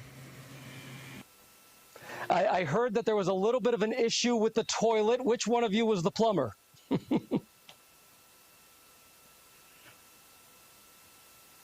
I'll take that one. I'm the space plumber. I'm proud to call myself the space plumber. I like to say that it is probably the most important piece of equipment on board. So we were all breathing a sigh of relief when it turned out to be just fine. It was just an issue, I think, of sitting for a long time and needing a little time to warm up, a priming issue. But we did originally think that there could have been potentially something fouling up the motor, and luckily we are all systems fouling up the motor? Oh, well, I'm sure I could see the faces right there. Y'all are very happy about that. I see that you're very cozy in there. It's tight quarters. Going great, Business Daddy. Chilly, I heard. Going great. How you doing?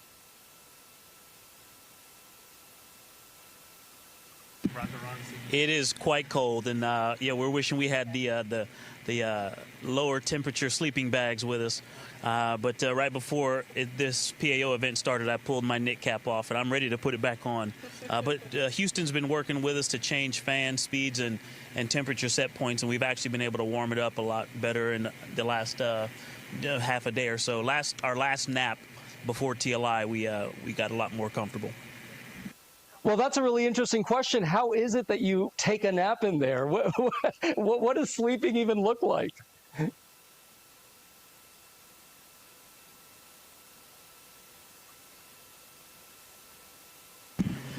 Well, let's see. So we've been off the planet for, what, about 30 hours 96. now, and we've had 2 very short naps. We actually just gathered for our first meal together in space. That is how busy we have been the last day and a half. It has been really an amazing beginning flight plan, but sleeping here is it's actually sort of comical. Christina has been sleeping heads down in the middle of the vehicle, kind of like a bat suspended from our docking tunnel. Victor's been up where Jeremy is right now. He's got a nice little nook wedged in there, and then Jeremy has been stretched out on seat 1, and I've been sleeping under the displays just in case anything goes wrong. It's more comfortable than you would think, and it's nice to sleep in weightlessness again. Every time I was dozing off last night, I had that image that I was tripping off a curb and I was waking myself up. So my body's getting reacclimated. It's been a few years since I've been up here. I've heard it's the best sleep up in space. I bet it is, yeah. Do you feel the weight of 10 history, toilets in space, knowing that you're going to be traveling farther than any other human?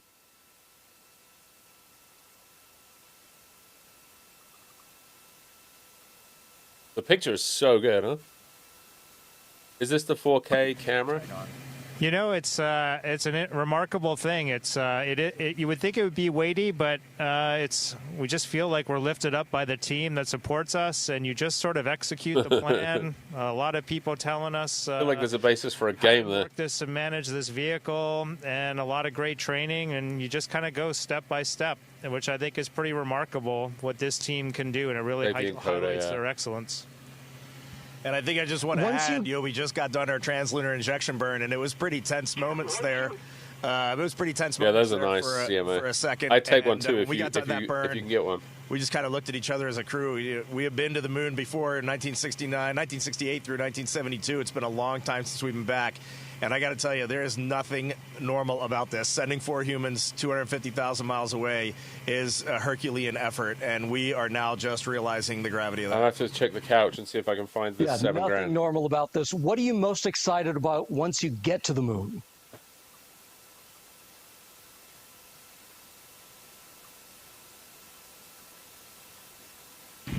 Having just experienced incredible views of planet Earth and seeing the entire planet out the window in one pane, knowing that we're about to have some similar views of the moon in that same way is definitely getting me more excited for it. I knew that that is what we would see, but there's nothing that prepares you for the breathtaking aspect of seeing your home planet both lit up bright as day, and also the moon glow on it at night with a beautiful beam of the sunset.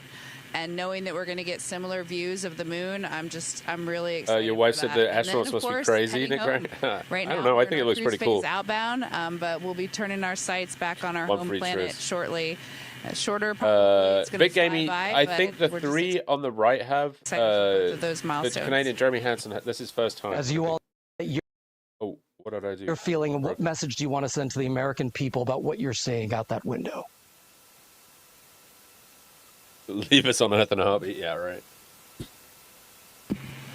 Well, the first thing I would say is trust us. You look amazing. You look beautiful. I'm pretty sure the other From 3 up have here, been you on the also International look like Space one Station. thing. You know, Homo sapiens That's a good is question, all of us, no matter where you're from or hey, you know, okay, what you South look Rebel. like. We're all See you in a one bit. people, and so this mission. One of the Christina things holds a that's record for time amazing and about space, being around and just being an astronaut, serving our countries at this time is that we get to give ourselves a mission that we can hold on to say, hey, look at what we did for the rest of our lives. We call amazing things that humans do moonshots for a reason, because this brought us together and showed us what we can do when we not just putting our differences aside, when we bring our differences together and use all the strengths to accomplish something great.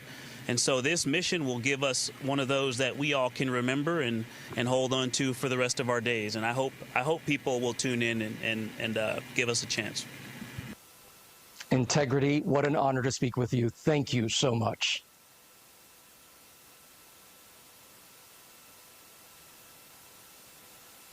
Thank you for being with us. Integrity. This is Houston ACR. That concludes the ABC News portion of the event. Please stand by for a voice check from Stuck in Fox space News. for 3 F-18 pilots. Imagine the stories, though, CMA. I'm sure they don't get boring. 910 ready. Integrity. This is Trace Gallagher with Fox News. How do you hear me? Hey, Trace, we got you loud and clear. How about us? I've got you loud and clear. I want to explain to the audience that there is a 4-second delay, so there'll be some pause between the questions and the answers. Congratulations. How does it feel to be the first humans to leave Earth's orbit in some 54 years? Is there a difference in Earth's orbit and being outside the orbit?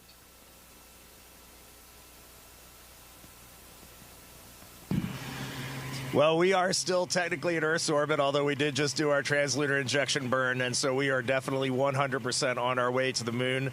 The lunar gravity will take over in a couple of days here and start pulling us around the far side. At the end of our translunar injection here about an hour and a half ago, we just really looked at each other, and I know the United States has done this 1968 through 1972, but this is unbelievable that we can put our minds to something and pull it off. This is an unbelievable technical accomplishment. Yeah, I mean, it really is unbelievable to us. We watched this thing. It was just this flawless launch, and it was unbelievable to watch. And what really fascinates me about this is that you, in a few days, will become the first humans to travel the farthest in space, more than anybody else has ever done. It took us a long time to get back here, and now we're about to exceed that. Is that a moment of pride? Is it a moment of history? How do we feel about that?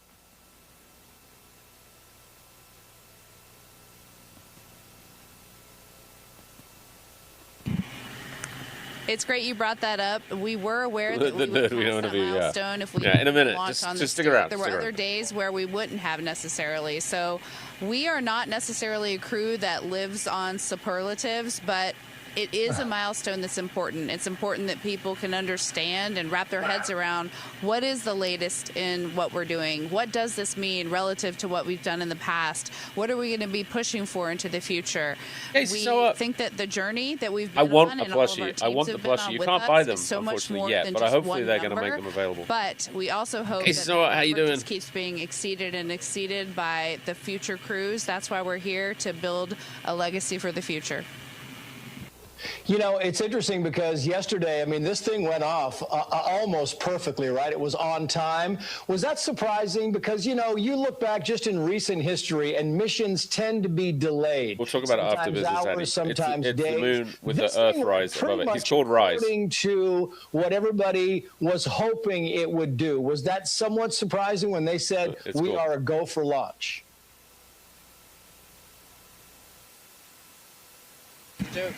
Yes. You know, it was surprising. I think we Casey, were. thank you. Yeah. You know, we like to say that we're prepared without Hope having you are an too. expectation. Nice to see you. Thanks for stopping by. But you know, in the back of your mind, you kind of hope you launch. And then when we got really close, it was like, wait, we're getting ready to go to space. And when those solids lit, you know, it was a ride where you're trying to be professional, but the kid inside of you wants to break out and just hoot and holler. But what I wanted to say about that was, our Exploration Ground Systems team, our launch control team, they have had some time to practice since February and March and really dial in their procedures and learn and grow. And so I just want to give them some credit. It was an example of how hard they've been working lately that we launched. And it was, even though we didn't get to really watch, but it felt beautiful. Here's the story on because it really, I know it felt here's beautiful. the story on Rise. It looked beautiful. Now let the ads run. It's Quickly, okay. Victor Glover, while I have you, guys, we have ads coming in a minute. I'm just going to keep this running. We'll just keep going. Nation, but we're focused. This is live. I mean, it's pretty cool. And I thought since you were if you're from subbed, Southern you can California, watch maybe it. If you'd not, like to it's give a a shout 3-minute out ad to break. your We'll be friends back and in family 3 here. minutes. It just keeps us pre-roll free for the next hour and ad free for the next hour as well. But if you have Twitch Turbo, of course, or my mom you sub lives to the there, channel, my grandparents, all the stick cousins, around. aunts, and uncles, and just everybody in California. Thank you for all of the support and the love for all of these years. So many of my career milestones happened in that special place. That will always be home, no matter where the government sends me. You're going with us. How has it been? Yeah, how has it been on board now for your first night? I know you haven't gotten much sleep. They keep waking you up. They kind of send out the songs they are doing. And I hear, Christina, that you are somehow sleeping upside down or face down. Well, is it Maybe really you can upside down, explain though, that dude? to us. Sure. Yes, it has been a great couple of days just learning how to live in Orion. And I would love to give a quick shout out to our families before we keep going on with the questions, just because we haven't had a chance to say hi to them, and it's just so great to have had their support building up to the launch, and we miss you guys already. Living in Orion isn't quite the same as being at home with our families, but yes, some of the exciting things are the burns that we do. They kick off with such an acceleration that most things that you see Velcroed around that aren't actually fastened down all fall down to the floor of Orion. But speaking of floors and ceilings, it actually is just all by convention only. There is no difference between up and down, and so yes, I've been sleeping with my feet there and my head down here, and it's very comfortable. I think I'll probably stay there the whole mission unless someone kicks me out. So we're finding out how to make this space capsule a home.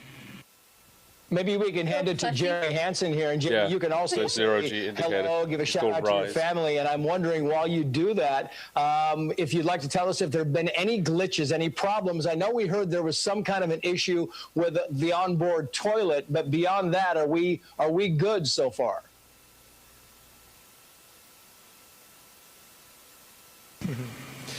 Yeah, great to have a chance just to say thanks to my family and missing them, and for the support from Canadians back home. Really appreciate the opportunity to be here and do this.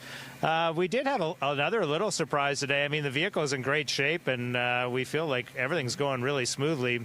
But on our way to the translunar injection burn inside of 20 minutes, we did get warning message that, emergency message for cabin leak suspected, which grabs your attention because this is right when you're coming through some of the higher density orbits and you might run into something.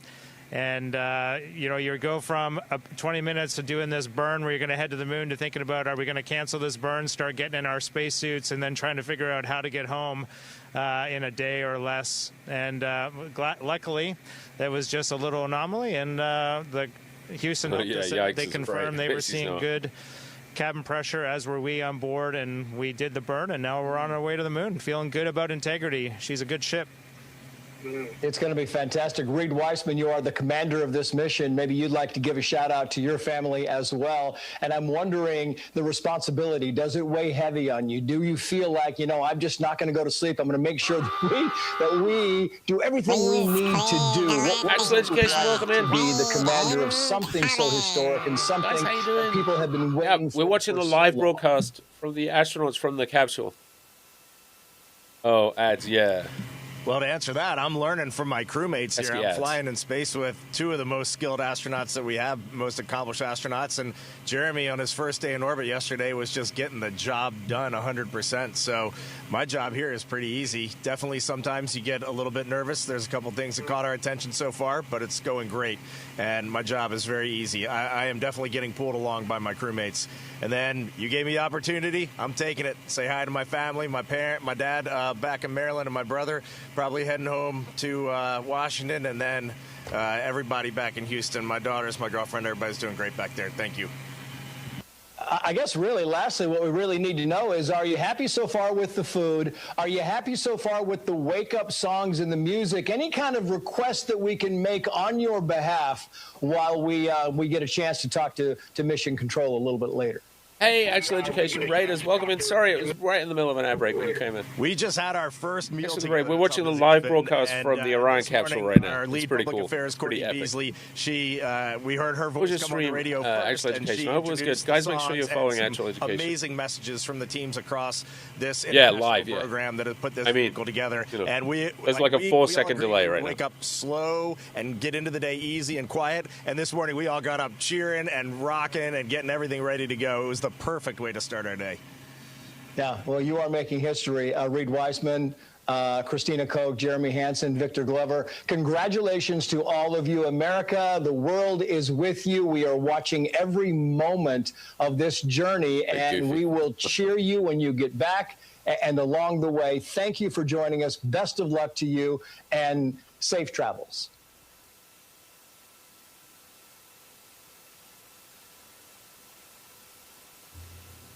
Integrity. This is Houston ACR. That concludes the event. Thank you. And thank you to all participants. Integrity, we're now resuming operational audio comm. She's going up into a little bat cave. Any pics about the food? I don't know, actually. Maybe. There's a lot of good coverage on the NASA website. But yeah, that was pretty cool. Actual Education, welcome in. Hey, so it's funny you would say that, Actual Education. They are using Microsoft personal computers, you know, like a Surface tablet or whatever, and hers, Christina's, is not working. And Outlook is having trouble too. So, like, it's kind of funny that they're having big issues. They just tried turn it off and turn it back on again, and that didn't work either. So that was kind of a funny thing.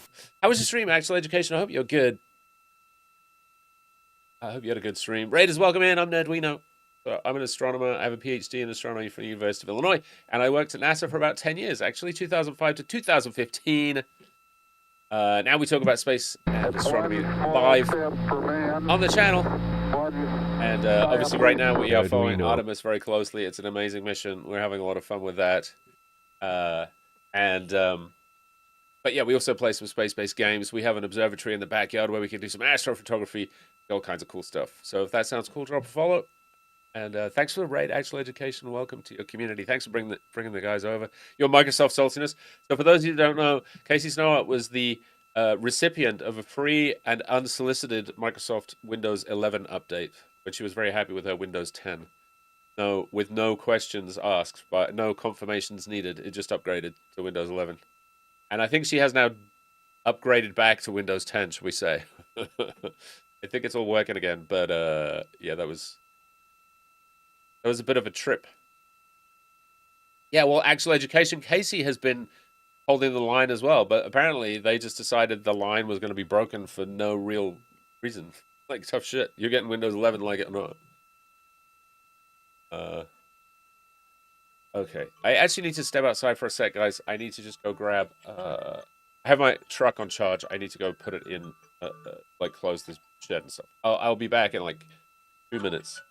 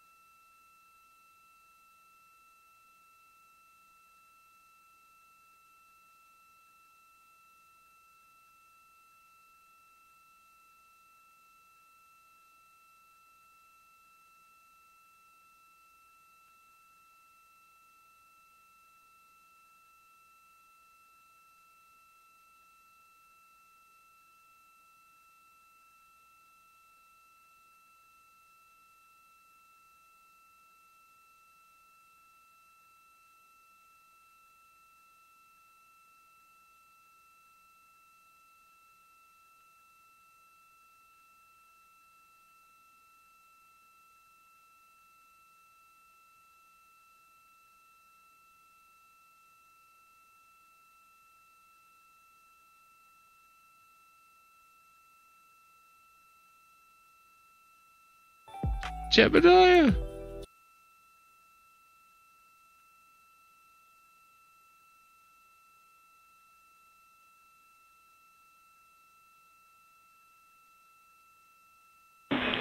Integrity Houston for some PCD configs.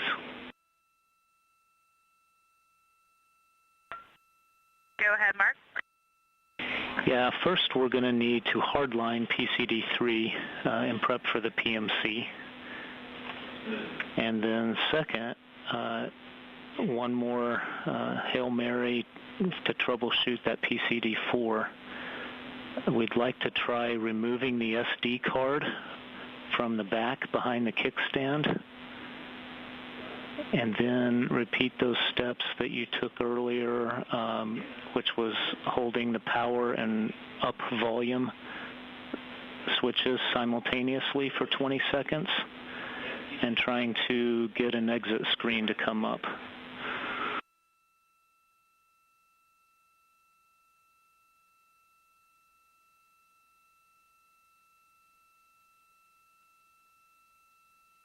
Okay, Mark. I'll work on getting the PCD hardlined right away for you. Anything else you have to do? Thank you, Jeremy. Can you confirm you need that right now, or because I was going to use it for toilet maintenance, but I can use another PCD if you need this one hardwired right away.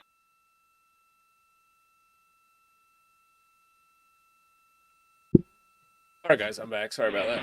Yeah, Jeremy, we do PCD3 for the PMC, so if you could use another one for the toilet. Yeah, so I used to just leave the truck on charge overnight and then go unplug it in the morning. And then about a year ago, somebody stole the charger in the middle of the night. So now I have to unplug it. Okay, copy. All right, let me catch up on chat. Watching auto update like a hawk. Yeah, I stole the car charger, yeah. The battery charger. Yep. This is my truck, like just charging the 12-volt battery, not the EV. It's like a botched half install. Oh no, that's worse. That's worse. And who knows if it'll ever work right again, you know? The Clippy has a vendetta. Have you seen the videos with Clippy? It's kind of funny. There's some good spoof videos on YouTube of Clippy closing the hangar doors. Exactly. Totally.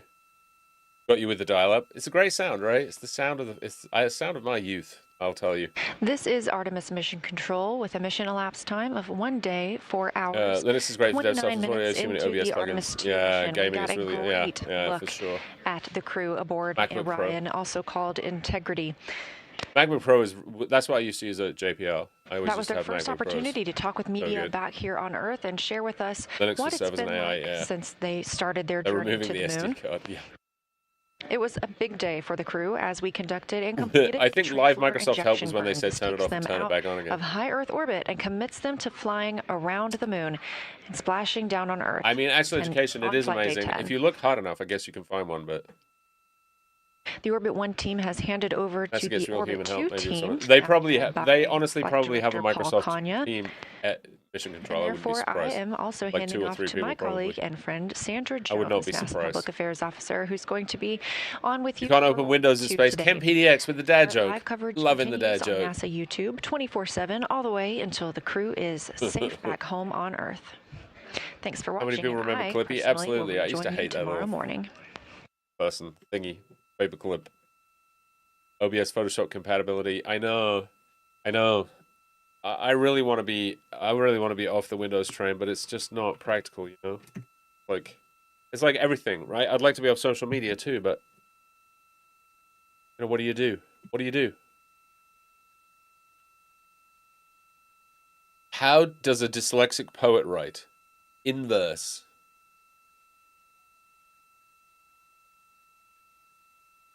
Yeah.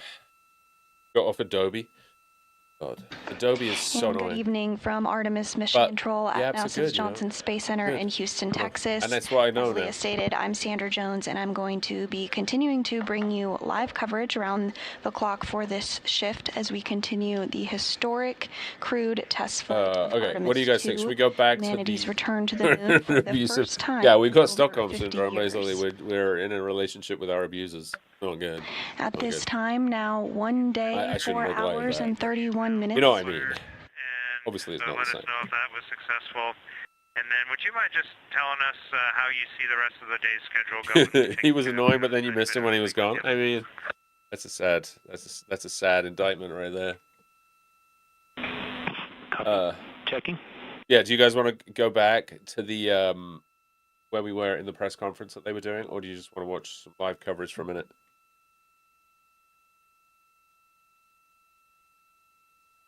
Up to you. I'm probably not going to stream for super long tonight. Yeah, Jeremy. We had a long stream yesterday. On hardline and the day before. Tuesday, Wednesday, Thursday this week. It's pretty good. And what we expect is I think what we'll do is go back to. When you guys are ready. Was it like an hour and 30, and we probably just watched it for like an hour? The flight director. First 2 days.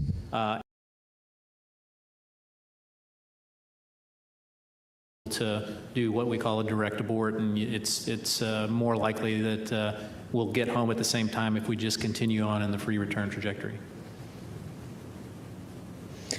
All right. Well, with that, Which we'll go ahead emote and do you mean? conclude. I want to Which thank emote? our participants for joining us today. Oh, that was you obviously can not. follow all of That our was obviously mission not the right spot. See any issues in terms of the continuity with the pneumatic systems? I don't know if you want to speak to. I think from the industry standpoint, configuration when we command and gets us on that.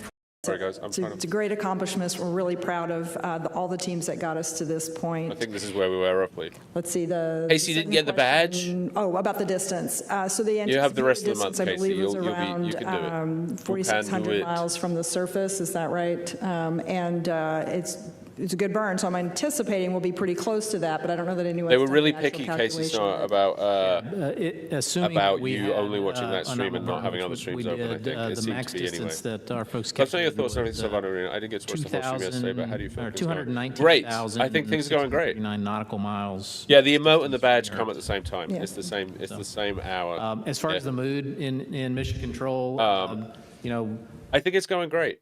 I mean, it was a sick burn. You were streaming at the same time. Yeah, that's okay.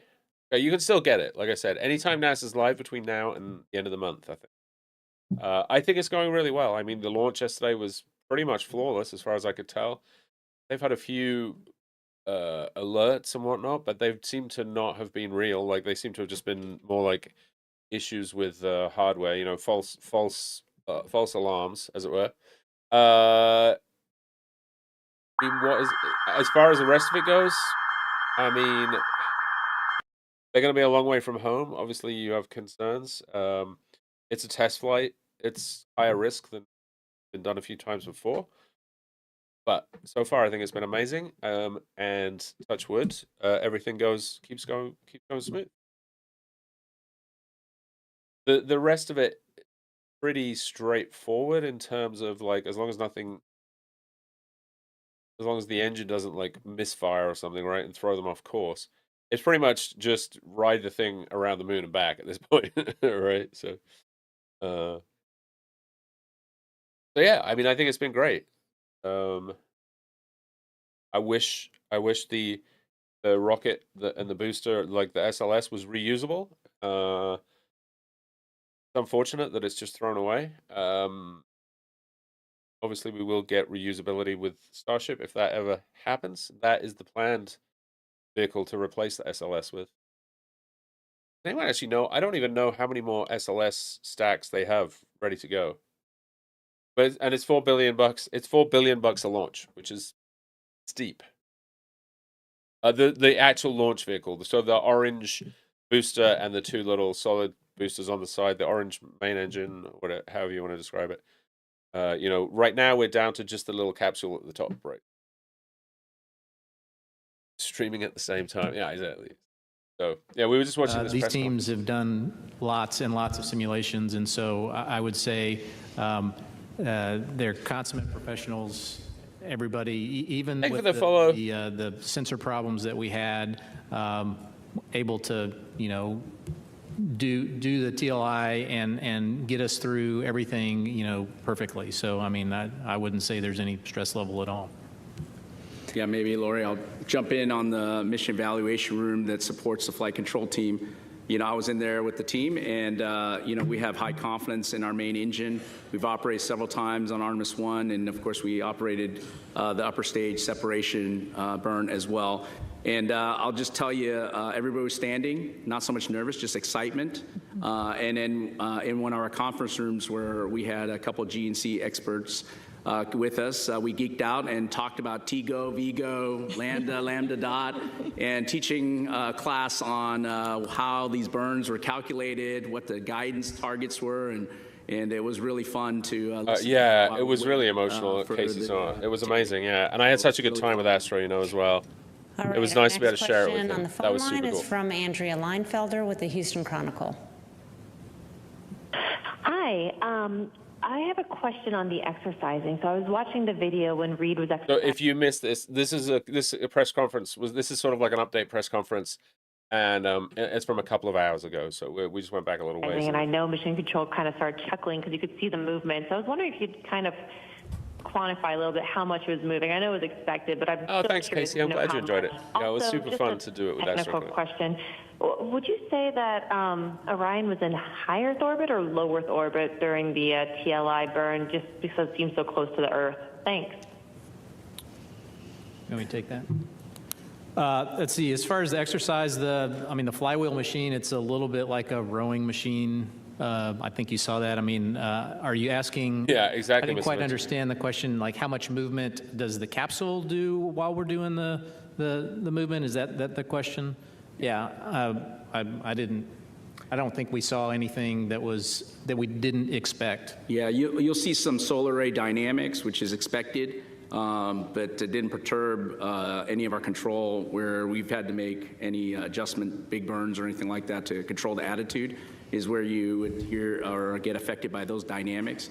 Of course, we'll look at the data. I wasn't sitting in front of the data console We went today, back a little bit too far. I think we already watched this. Well, I just saw it on the videos that were coming down, and we'll talk to the team, but we didn't expect anything different. I asked our guidance navigation guys if there was any issues, and they said nope, didn't see any issues relative to exercise. And then, of course, we'll always look at the data and go by that, but looks good so far. Let's see, and the other question was, were we in a high Earth orbit when we did TLI? Yes, technically we were, but we were at the lowest part, perigee of the orbit, so we're about 100 nautical miles. That's off the real-time tracker if you want to follow along. 23,000 and change miles per hour. And so that's pretty cool. Because we did the TLI burn, now that takes us out of the high Earth orbit and gets us on that free return trajectory to the. I believe it works on Windows 10 or 11. Okay, next up is Nell Greenfield-Boyce with NPR.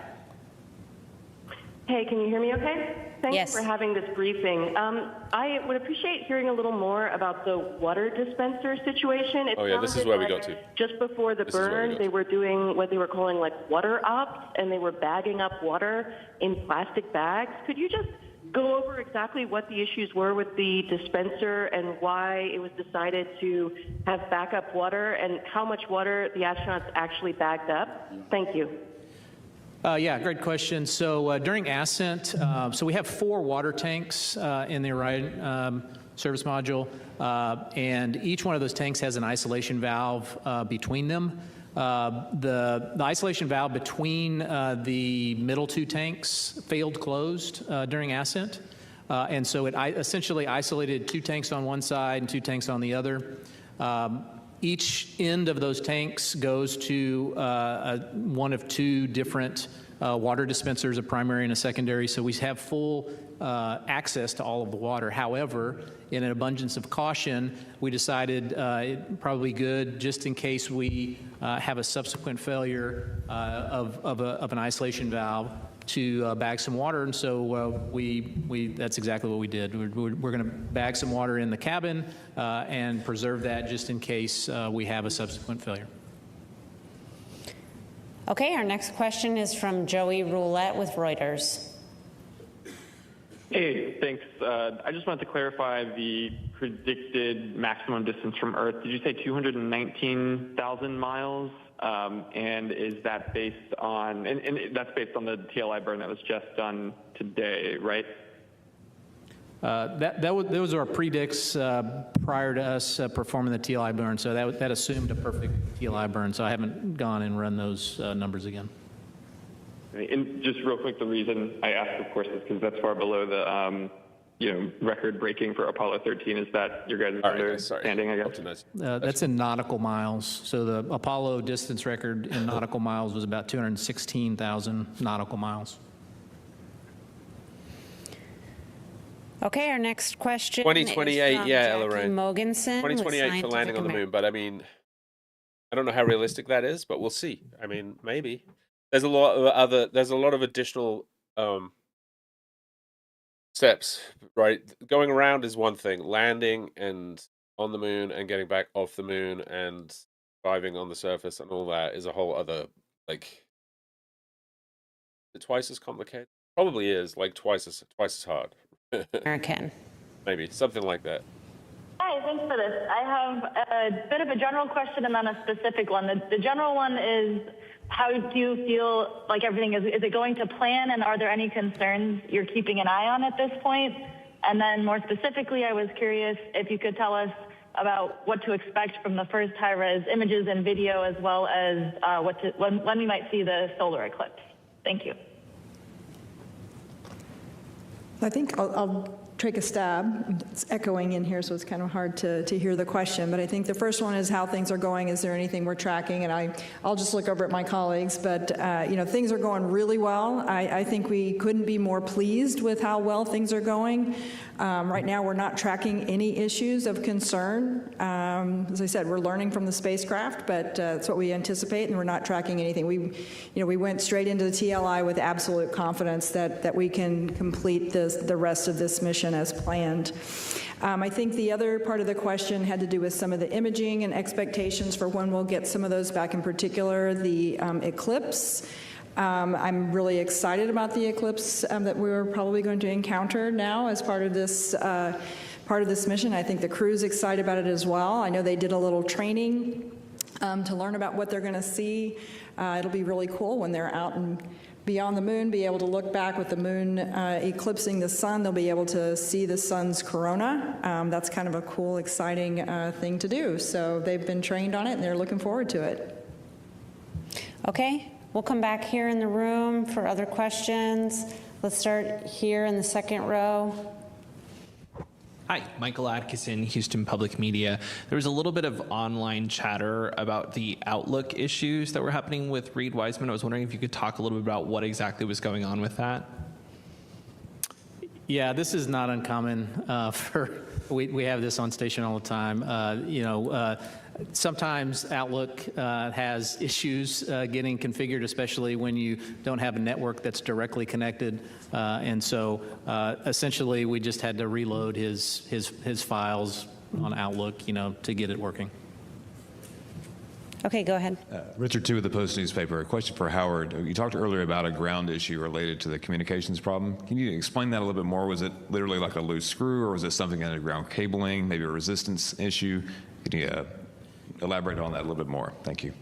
Yeah, I can take that. So we have a processor at White Sands ground terminal. It's called a serial communication processor. Yeah, an Intercopy, exactly. In order to get return telemetry, it has to translate the radio messages to something that our front-end processors at MCC can understand.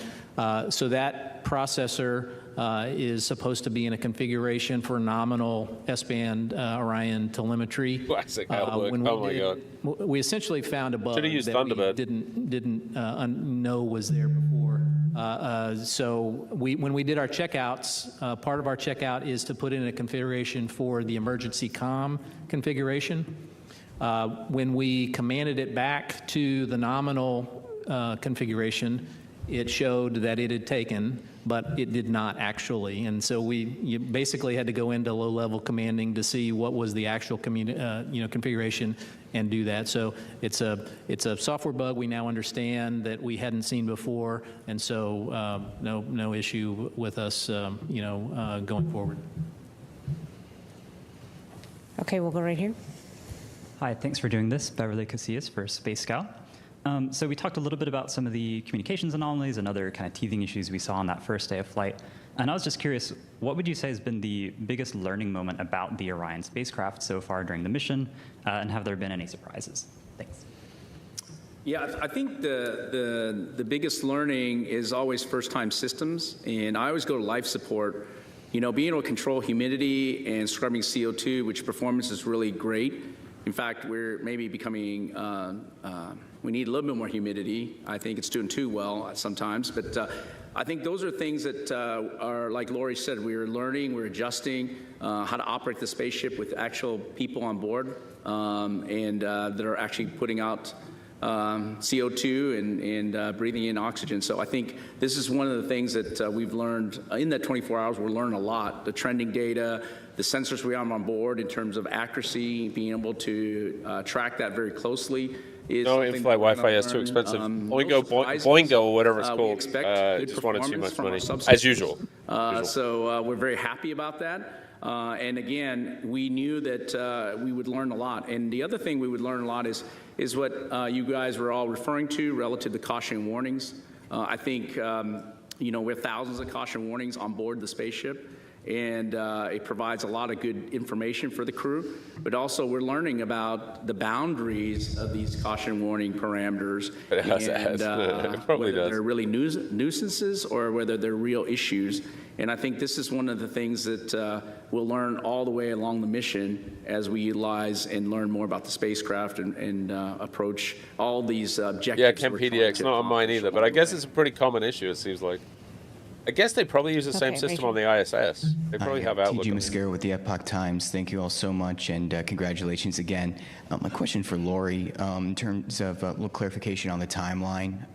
With the eclipse, you said it'll be when they're behind the moon, so will that be on day 6? And also, is there any clarification on what part of the timeline we'll be having the ship-to-ship communication with the station? That's definitely a question for Judd here. We'll let him, he's got the detailed timeline right in front of him. Yes, it is flight day 6 that the crew will be behind the moon. Let's see, and your other question was the ship-to-ship. Ship-to-ship comm. I think we were going to do that on flight day 8 or 9. I don't know where that ended up. 7, I believe. Yeah, maybe it's on 7.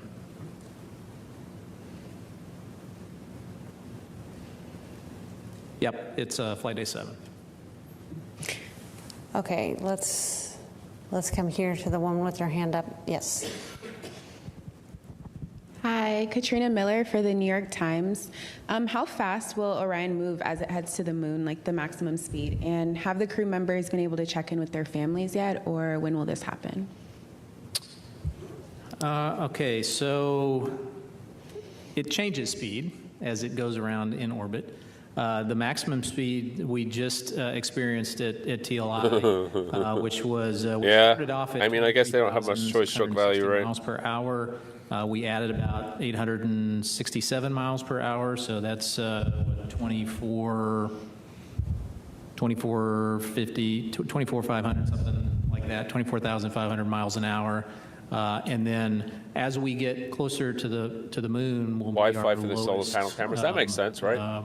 Speed around the apogee, which is around, I think, 1,300 foot per second, which I'm not going to do math in public on how many miles per hour that is. But then once we come back to Earth, it's... Yeah, the ship-to-ship thing is that they're going to hail the International Space Station, I guess, which is pretty cool. Yeah, Uhura is going to have to open a channel to the International Space Station. Whether they will appear on the main screen and stuff, I don't know. It gets around that same speed, around 25,000 miles per hour, as we get to entering our interface. And they talk on screen, okay. Exactly. Let's actually come over to this side here in the middle. Oh, and there was the additional question about if the crew has spoken with family yet. Yeah, I don't believe they haven't had time to talk to their families yet. They've been really busy, so we'll make time for that now that we're past TLI. Robert Coppinger, British Interplanetary Society Spaceflight Magazine. The RCS thrusters on the service module, are they European technology or American technology? And Administrator Isaacman's distance record from one of his 2 space flights, when does Integrity beat that?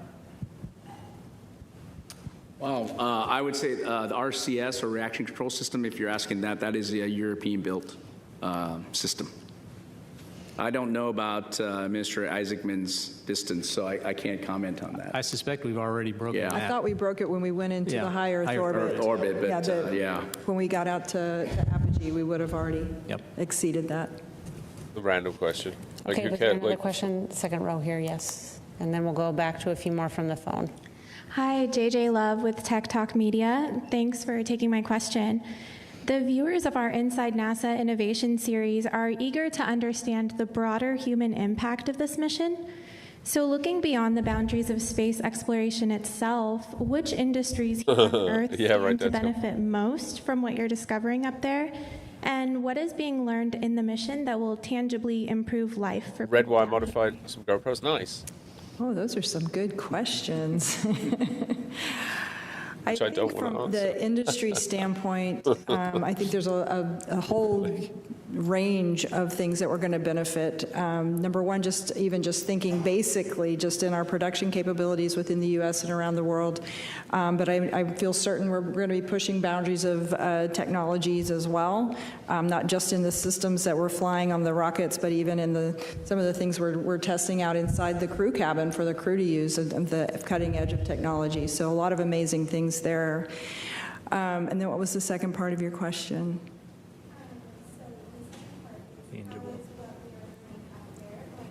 Oh, help life on Earth. It's always a wonderful question, and I really feel like the exploration that we do is just inspirational for everyone here on Earth, hopefully inspiring our young people around the world, the Artemis generation that's growing up now to want to grow and achieve and to learn. Yeah, I think the inspirational side of it is really important. Start trying to think Not through gonna lie. going to dedicate their talents as they get older and learn the different skills that we need to cut the edge of new technologies into the future. Okay, we'll go back to the phone for several questions. Our next one is from Robert Perlman with collectspace.com. Hi. You know, the quote, "Your go for TLI," is one of those iconic quotes from the Apollo years that just has held the test of time. But Michael Collins was the astronaut who coined it, and he later said that maybe he should have picked out something more momentous. I'm wondering, you know, now having gone through a TLI, if you think that it speaks to, or not, does it hide how this burn is different from all other burns, that this is the one that you're committing to leave Earth's orbit and go to the moon, and there's no turning back. I know that you said that there wasn't extra stress, that you had practiced this over and over, but was there any moment that you actually, you know, gulped hard? Makes sense. I mean, they are good cameras. I love my GoPro. So the question, it was a little bit garbled. I think it was about the TLI burn and that burn being perhaps special in the minds of the team. Question must have been garbled in the room, I think is what she means. To get you to say some of that again. I think we captured that, though. Yeah, that's do you think the public, when they hear go for TLI, or when we speak about it normally during a press conference like this, does it really convey how the momentous moment that it actually captures? So I think what he's getting at here with the question, and help me if I get this incorrectly, but you know, as we're executing on that 5-minute burn, is there a point at which our teams, as we're executing, kind of I don't even understand. Like, I'm not sure what the question is. How important this burn is, and how, you know, if we don't get it all the way through, that's funny, shock value. And I don't know if you want to speak to how your teams right, CMA? within the mission control. They're very measured. They're very controlled. Go they for TLI is not like, and they're ready to respond. Doesn't mean anything to anybody outside of we'll probably reflect on that after our shift, and we'll execute everything professionally. Probably save the reflection for after our shift, and certainly that reflection. I suspect everybody understands that this is a once in a lifetime moment. All right, our next question on the phone is from Christopher Mick with the Hudson Star Observer. Thank you for taking the question and for all your time tonight. Another amazing day here in the mission. I just want to ask, I think these would be for Jed and Howard. I was wondering. Pretty sure the layperson can learn the meaning of the phrase. Yeah, for sure. Absolutely. But do they know it when they hear it just randomly? No. On the astronauts, kind of individual task. Like he's saying it's this iconic phrase. For that, or falling behind at all, or skipping some things. And then maybe to Howard, if there was any time for Earth observation photography, if there's any feedback from the crew on how things were going shooting through the Orion windows.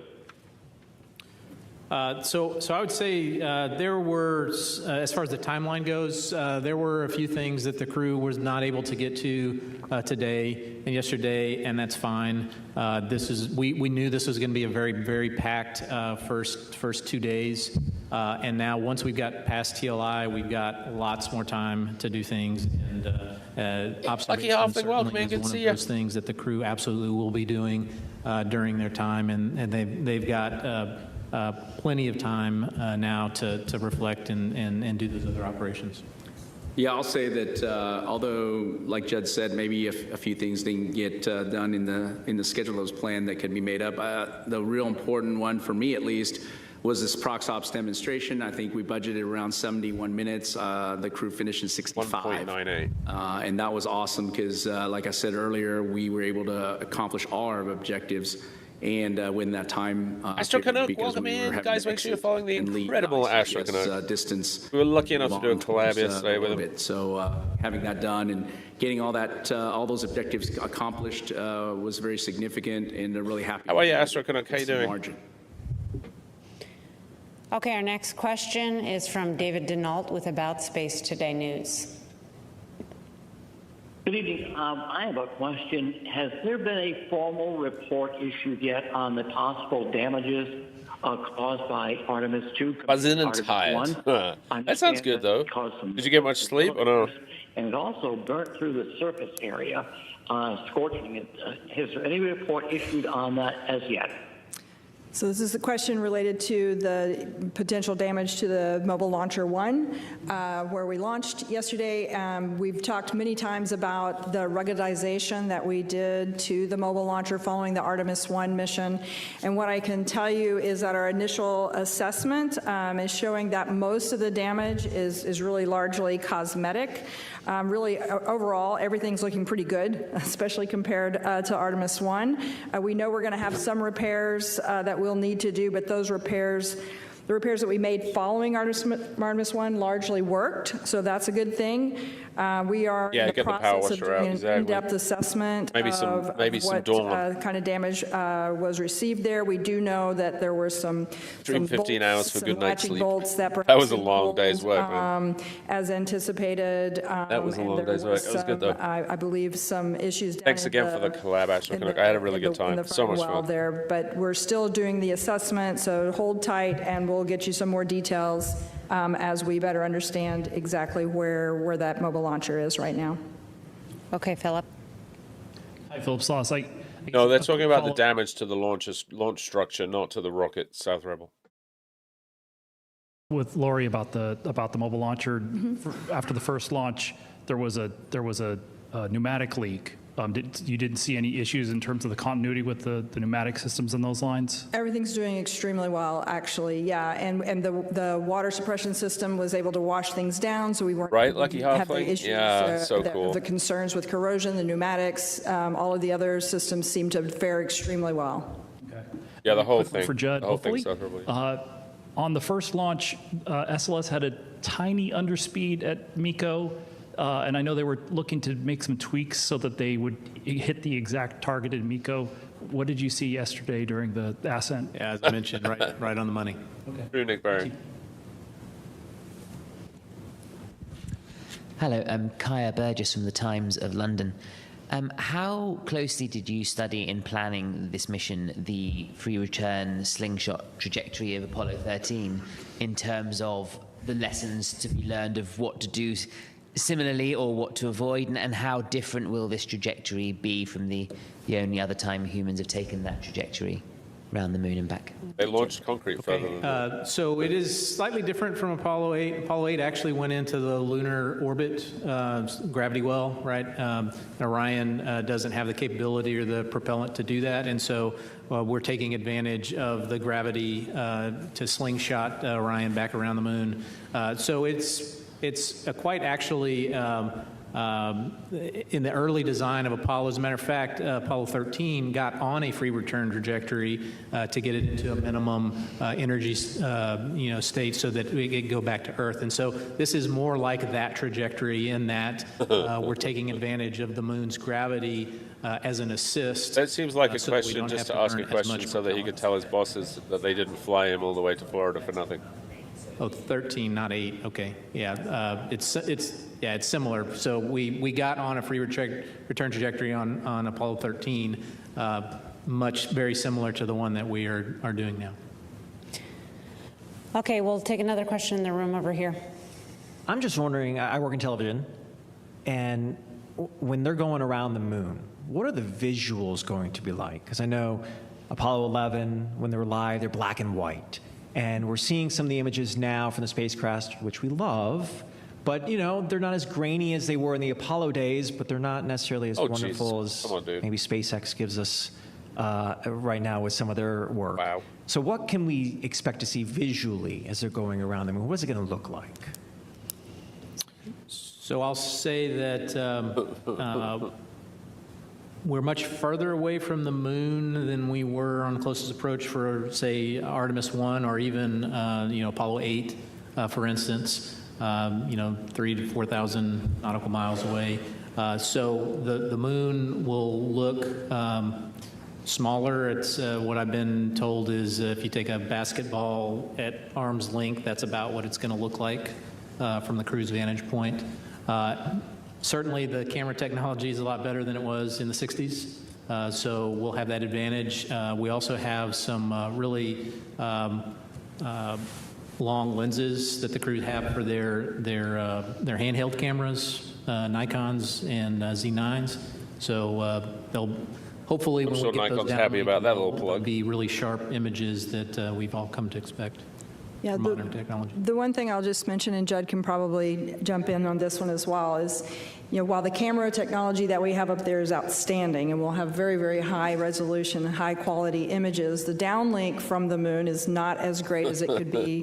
Exactly, Astronomy, yes. And so it will just take download longer this file and click some of those execute. data down, and sometimes I would imagine the early downloads will be somewhat reduced resolution so that we can get them down here and at least share the lower resolution. And then as we have the capability and the bandwidth to download. And what's your email address, richard@gmail.com? Go ahead. Moises Avila, AFP, Agence France Presse. I know that more than 50 years have passed and it's a new world and new technology, but compared to the Apollo missions, what things have changed and what protocols or beliefs maybe, or traditions maybe remain? Well, when you say what has changed, I mean, certainly everything. The computing capability in the amount of software. We have over 900,000 lines of software. Oh, God, that's bad. And so I think the ability for the crew to engage in the systems in a very deep level through the displays. And of course, we have electronic procedures, which Judd and his team is very familiar with, which we don't need to carry paper around. There was a lot of paper procedures. And of course, the sensor capability, the inertial measuring units. When we get close in, we got GPS. No vibe coding, hopefully. The ability for us to know exactly where we are. It's Clippy again.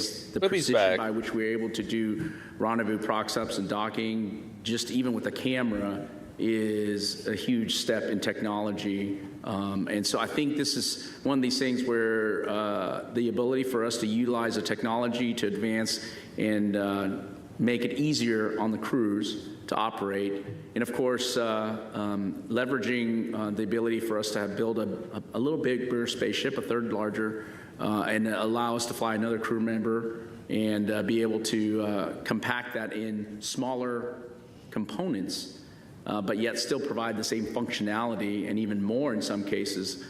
Is a huge advancement for us. So I think I actually haven't heard that. But physics I haven't heard the letters AI. The teardrop shape is very efficient from an aerodynamics perspective. Fantastic. The Apollo giants were just very good technical engineering experts, and engineering and the physics does not change.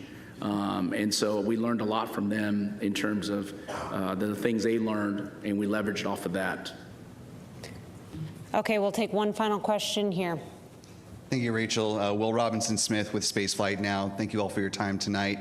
A couple of quick ones for Judd. You mentioned when we spoke back in September that pad abort would be the riskiest that the crew could possibly endure. Yeah, it looked pretty spacious. As you saw ascent and they tick wouldn't be any good for me, but abort scenarios, how you were feeling, getting further and further along the pathway. And now that the crew is in flight, I know we discussed in some previous briefings that certain abort scenarios or early returns are still possible even past TLI.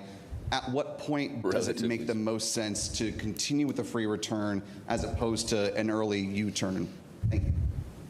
Yeah, so always feel great not to have to do an abort, period, right? And so I'm happy that SLS performed so well, that ICPS performed so well that we didn't even have to entertain that. As far as now that we're post-TLI, it's about a day or two in past TLI where it's no longer feasible to do what we call a direct abort, and it's more likely that we'll get home at the same time if we just continue on in the free return trajectory. All right. Well, with that, we'll go ahead and conclude. I want to thank our participants for joining us today. Yeah, that was good. You can follow all of our mission progress in the multitude of ways we have available on nasa.gov, and we look forward to providing another update tomorrow afternoon. Thank you for joining us. Awesome. Very good. Very good. Very good. Very good. Very informative. Engine provides about 100 pounds of thrust. Yeah, that was good. I learned a lot there. Very interesting. There were some good questions, actually. Some of them were a bit long-winded. Some of them, one or two of them were a bit offensive. But there, so there you go. This is a live view of the But again, that larger engine, the orbital maneuvering system engine, really went through its paces. Everything is good, South Rebel, the translunar injection, 5 minutes. Do you rather be back in a sub or up in a capsule? 50 seconds long, that burn, sending Orion and that's its a good crew question, yeah. on Let's a hear it. trip What do you say, Kim to the PDX? moon. Sub or capsule? I'm terribly claustrophobic, so none of it would be any good for me. But yeah, it's been what a great mission. This has been so interesting, and this is live 24/7 on YouTube. You can watch this feed. Just go to YouTube, look for the NASA YouTube channel, and the first anomaly. Welcome in. I wish you the best, and thanks for the stream. Absolutely, the first anomaly. Good to see you. Thanks for coming in and hanging out. Absolutely, at least you get Wi-Fi. In my bedroom drinking beer and making snarky comments on Twitch. Nice, Ken PDX. That is the best place to be. That is the best place to be. So these cameras are low res for the Wi-Fi streaming, and then they can save high and download it. Yeah, I figured that's what they were going to do. I figured that they would have actually say, the footage they come back with will be the high res, and then what they're broadcasting is whatever is down sampled to whatever they can handle, for the actual communications, for the sending back, whatever bandwidth they have available. So we will get high-res video, I'm pretty sure, within a few weeks of them coming back. It's going to get, that is going to be, oh my god. I'm sure they'll make a movie out of this or something. I don't even know. It will be absolutely stellar. On that note, though, guys, as we approach ads, I'm gonna end things before we hit the ads. But don't go away, because we're gonna do an amazing raid. We're gonna do an amazing raid. We are gonna raid Coco Confession, who's an awesome streamer here on the platform. And if I spelled that correctly, on the batteries on the accelerometers. Here's the raid messages.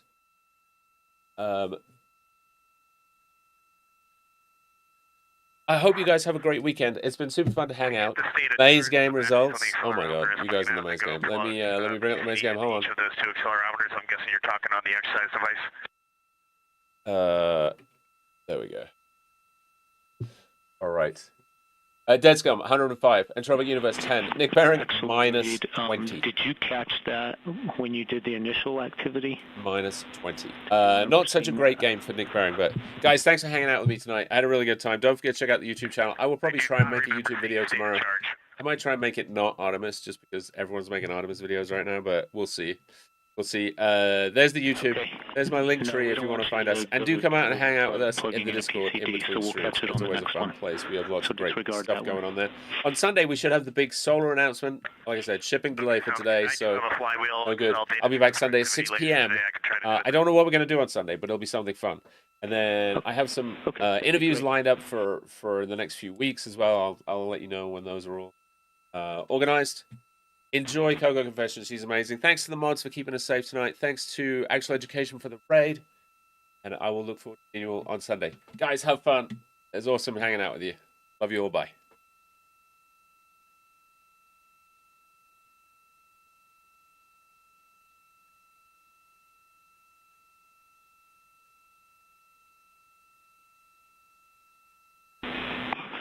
can read. When you do that later, that is only on one. It's great to see you. How was your stream?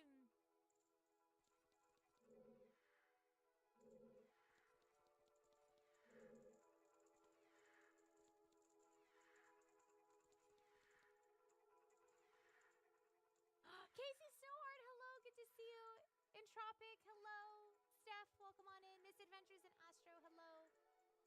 Lucky, good to see you. Hi,